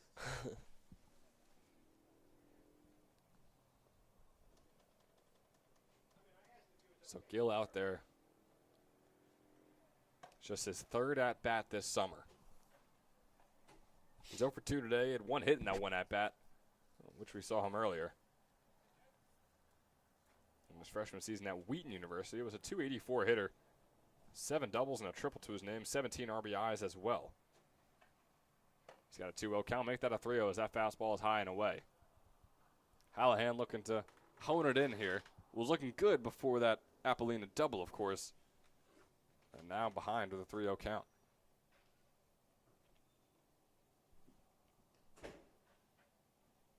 Gill, the lefty hitter, takes a 4-pitch walk and is on his way over to first base. So 2 on with 2 outs.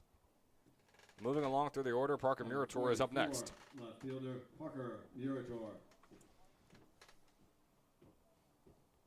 Had a stellar season with Fairleigh Dickinson this past spring. Led the team with a .364 average, 24 walks, and a team low of 16 strikeouts among all the starters.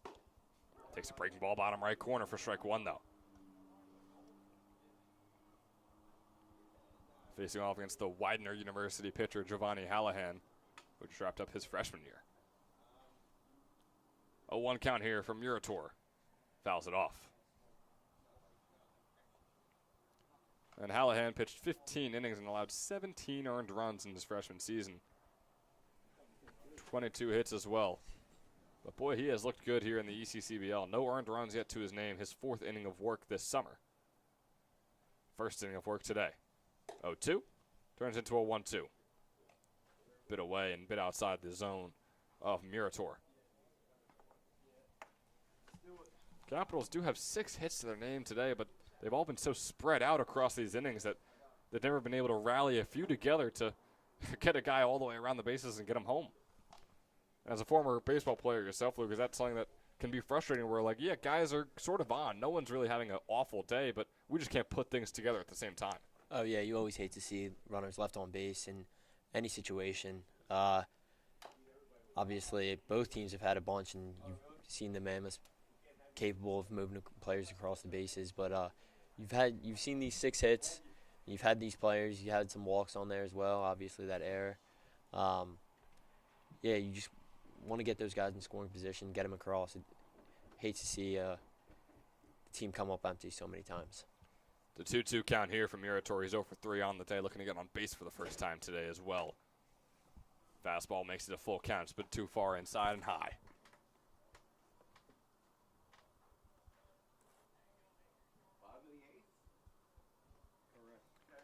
Here's the 3-2.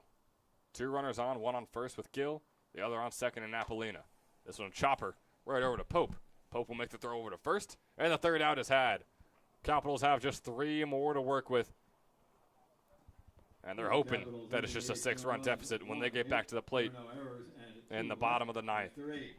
First things first, though, Mammoths back up with the bat in their hands, which they hope for one last time today. Mammoths 6, Capitals nothing. We'll see you in the 9th.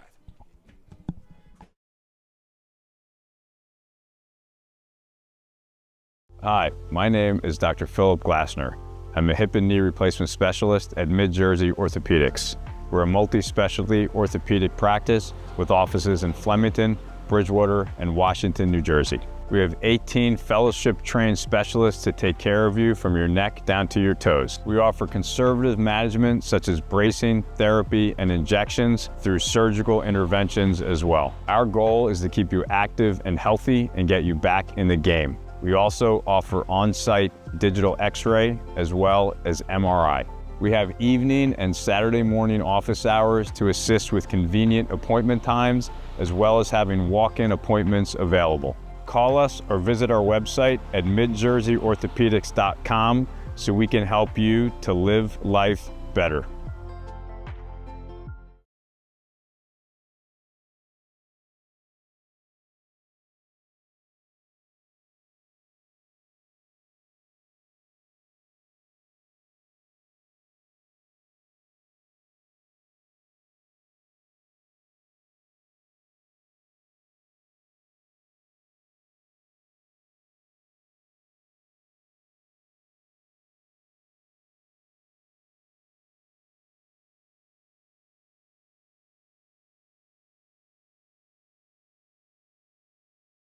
Steve.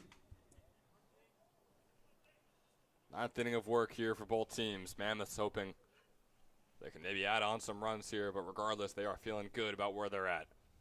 Zanichi Steve up at the plate, fouls the first one off.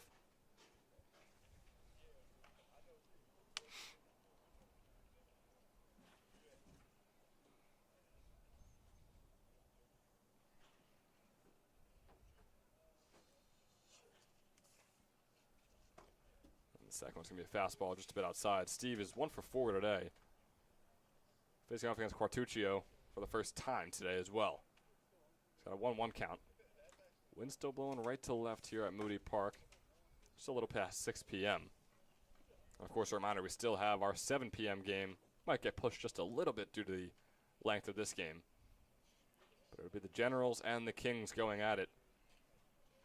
Those two ACBL teams who came over to the ECCBL as Zanichi Steve gets his second hit of the day, gets right past the second baseman there in right, who is not able to make the grab. And it goes out into right field. Number 31, first baseman Joey Sakura.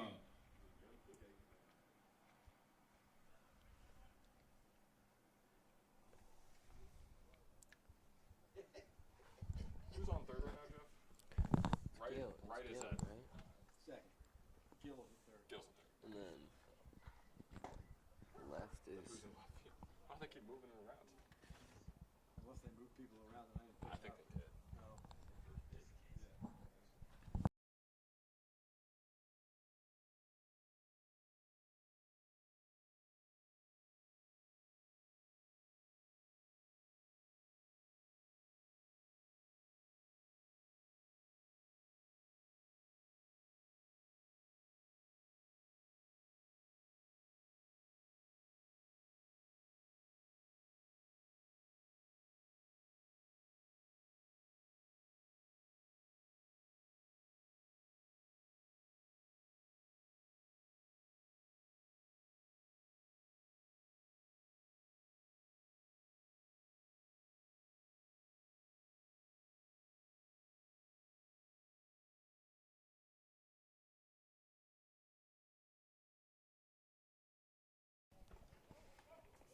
Sorry for the pause once again, but the Mammoths, for anyone wondering, are doing what they have been doing all game long.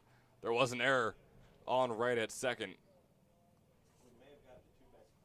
which allowed Socorro to get on second base. Number 2, the DH, Nate The Mammoths Jones. now lead 7-0 over the Capitals. Not something anyone was really expecting coming into this one, but something we've grown used to seeing after those first 4 innings, where the Mammoths quickly took a 5-0 lead.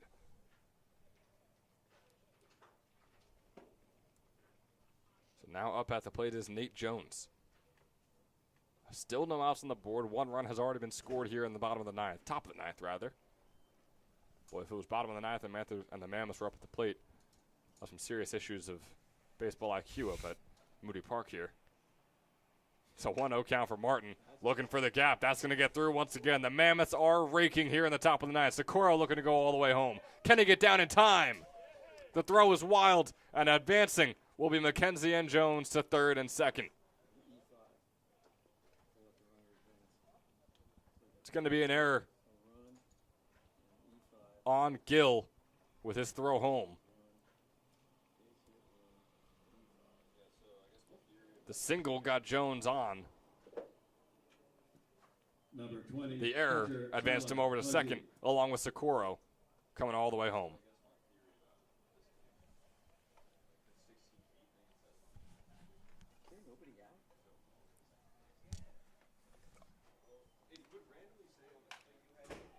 This one's a grounder, and it's going to be another error on Gill. 2 in a row on the third baseman. The Mammoths are piling it on. 9-0, Mercer leads. No outs on the board. Still got runners in the corners as well. Number 6, DH, Tyler Tucker.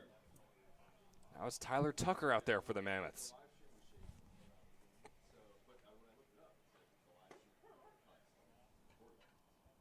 First one's going to be a fastball down the bottom left corner strike. Quartuccio.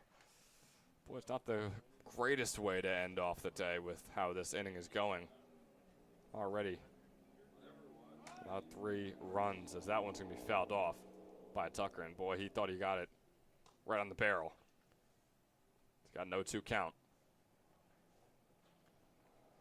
Huzzy was ready to take off as well over to second base. Here's the 0-2 pitch from Quartuccio. His 32nd of the day. Breaking ball.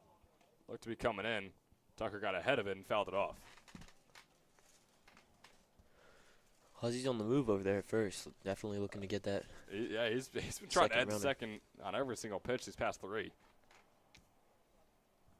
Playing aggressive, like you said before. I mean, they're up big, and they're still playing aggressive. Here's the 0-2. Breaking ball in the dirt, make it a 1-2 count. And they're going to say he went around, rather. So Tyler Tucker Number 34, checked his swing, but baseman Don Vizoni. boy, I'm not sure what you saw there, Luke, but didn't look like he came around to me. Yeah, no, it looked like he did hold up there, but umpire obviously saw something different. Good Off throw goes down Huzzy there. that time. Huzzy's- Great throw by Baraski. So Huzzy, boy, he tried to steal second maybe 3-4 times in the prior 2 at-bats. Finally gets the chance to, but Baraski gets ahead of it. Baraski, boy, I mean, he was expecting that, of course, on every single pitch after the first couple of stolen base attempts. So now Dom Bizzoni could be the last Mercer Mammoths batter of the day. He's 2 for 3 with a walk and a double to his name as well. He's got a 2-0 count after that breaking ball is low and away.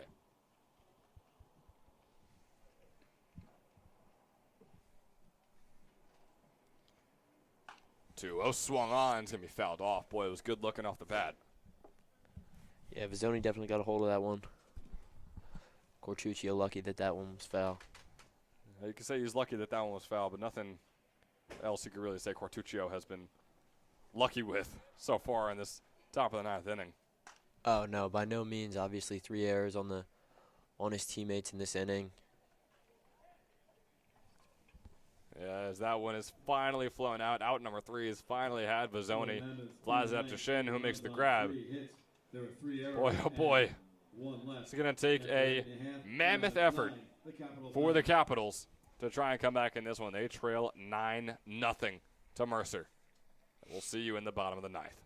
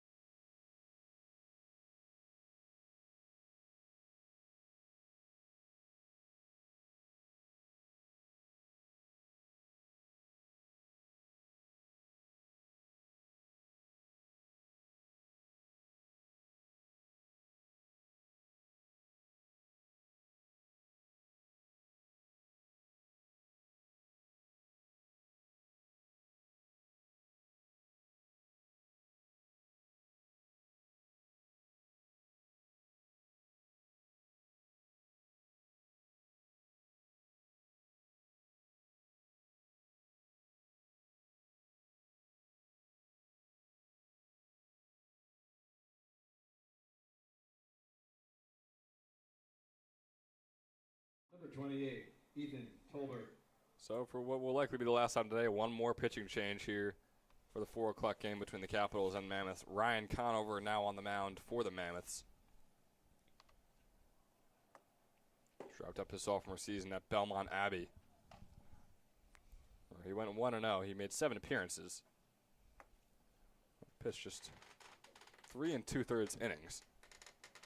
Had 4 strikeouts, 12.27 ERA. He's facing off against Ethan Tolbert here, who's having quite the day. 2 for 3 for the Capitals. The only player with multiple hits, the only player with an extra base hit as well. He's got a 2-1 count he's facing right here.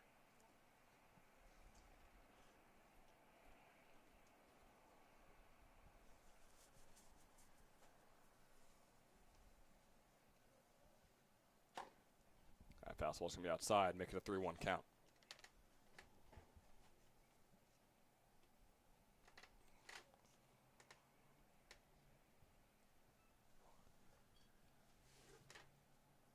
So here's a 3-1 offering from Conover, fastball high and away.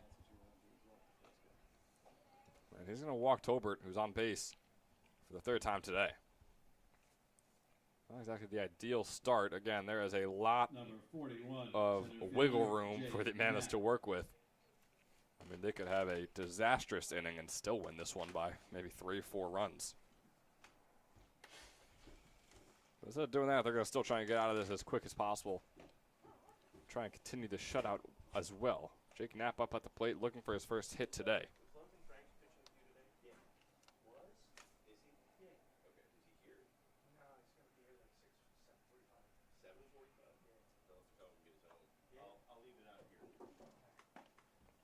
Nice breaking ball in there from Conover.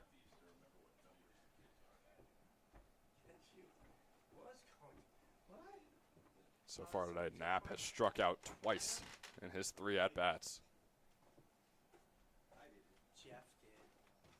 He's got no 2 count that he's facing right here. That breaking ball is going to be a little too low, so we'll bring up the 1-2. Tolbert's still over there on first base. The lefty hitter Knapp up at the plate, facing off against the righty pitcher Conover. Trying to put the game away, give the Mammoths their first win of the summer. This one flown out to McKenzie in left field. Makes the grab. He'll make the throw over to second. Tolbert not going to go anywhere. He stays put at first, and the first out is on the board. 2 more before putting this game to bed. Number 12, the EH, Jackson Stroh.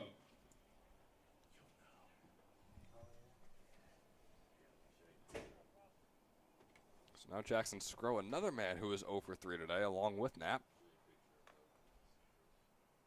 Stroh still looking to get things going this summer. I mean, we talked about how he got things going in the spring, that's for sure. Looking to do the same, though, wearing these white Capitals uniforms. He's got a 1-0 count after that one's outside. No better time to get it going than now. Down 9, bottom of the 9th. One could argue that maybe you'd rather him get it going in a bit of a closer game. I feel as though many of our Capitals fans out there have kind of chalked this one up and maybe even stopped tuning in. But if you are still tuning in, we appreciate it. We got a 1-1 count. Gone over his 12th pitch of the day. 1-1. Nearly in there. Not quite, though. It's going to be a 2-1 count now for Stroh.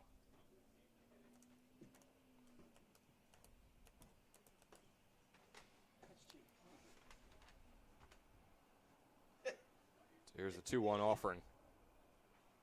Wow, he's old, too. Stroh sees it go right by. It's going to make things a 2-2 count. I'll tell you what, it sounds like a name. Stroh taking a deep breath, trying to get himself back into the groove of things. Will he go 0 for 4? Will he finally get on base? 2-2 count. Swing and a miss there from Jackson Stroh. And he is now 0 for 4 on the day. Boy, Jackson Stroh, not exactly the one you'd expect to have a day like this. Him and Jake Knapp both are a combined 0 for 8. That just tells the tale of the entire Capitals day so far. So now up is Tyler Baraski on the complete other end of things. He's 2 for 3 so far today. Baraski has been very solid. One of those 2 hits was a double as well. He's got a 1-0 count after that one's outside. So here's Conover with the 1-0 offering. Swing and a miss there from Baraski. Looking to make this last batter of the day. That breaking ball has been pretty from Conover here in the closing inning. Here's the 1-1. Breaking ball is going to be too far inside. 2-1 count coming up for Tyler Baraski, who wrapped up his freshman season at Clarion University. He was only 1 for 3 coming into this game with a walk as well. This summer, that is. He's added on 2 more hits. Like I said, one of those being a double, his first extra base hit of the summer. This one's going to be a grounder right over to Vizzoni. Vizzoni makes the throw over to first. It's in the dirt. Joey Socorro can't corral it, and the inning goes on. The game goes on. Tolbert is over there on third. Baraski on second. Just like that, the error on Dom Vizzoni keeps things going here at Moody Park. And it ain't over just yet. Despite the 9-0 score that the Mammoths hold over the Capitals, can the Capitals avoid the shutout? That's exactly what they'll try to do right here. 22, right fielder Jaden Shin. 2 in scoring position here for Jaden Shin. He's 1 for 3 on the day.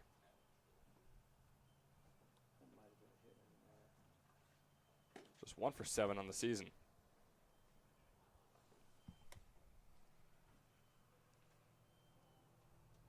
1-0 count after that one's low and inside.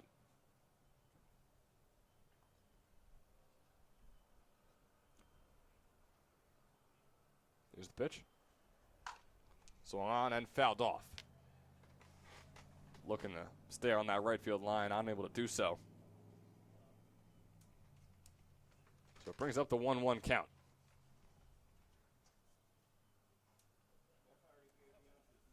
Okay. Would be already the second game this season, second of 3 games they've played where the Mammoths will hold their opposing team to 0 runs. And they're 1 strike away from doing so. Breaking ball inside Shin. Saw it go right by. It's got a 1-2 count.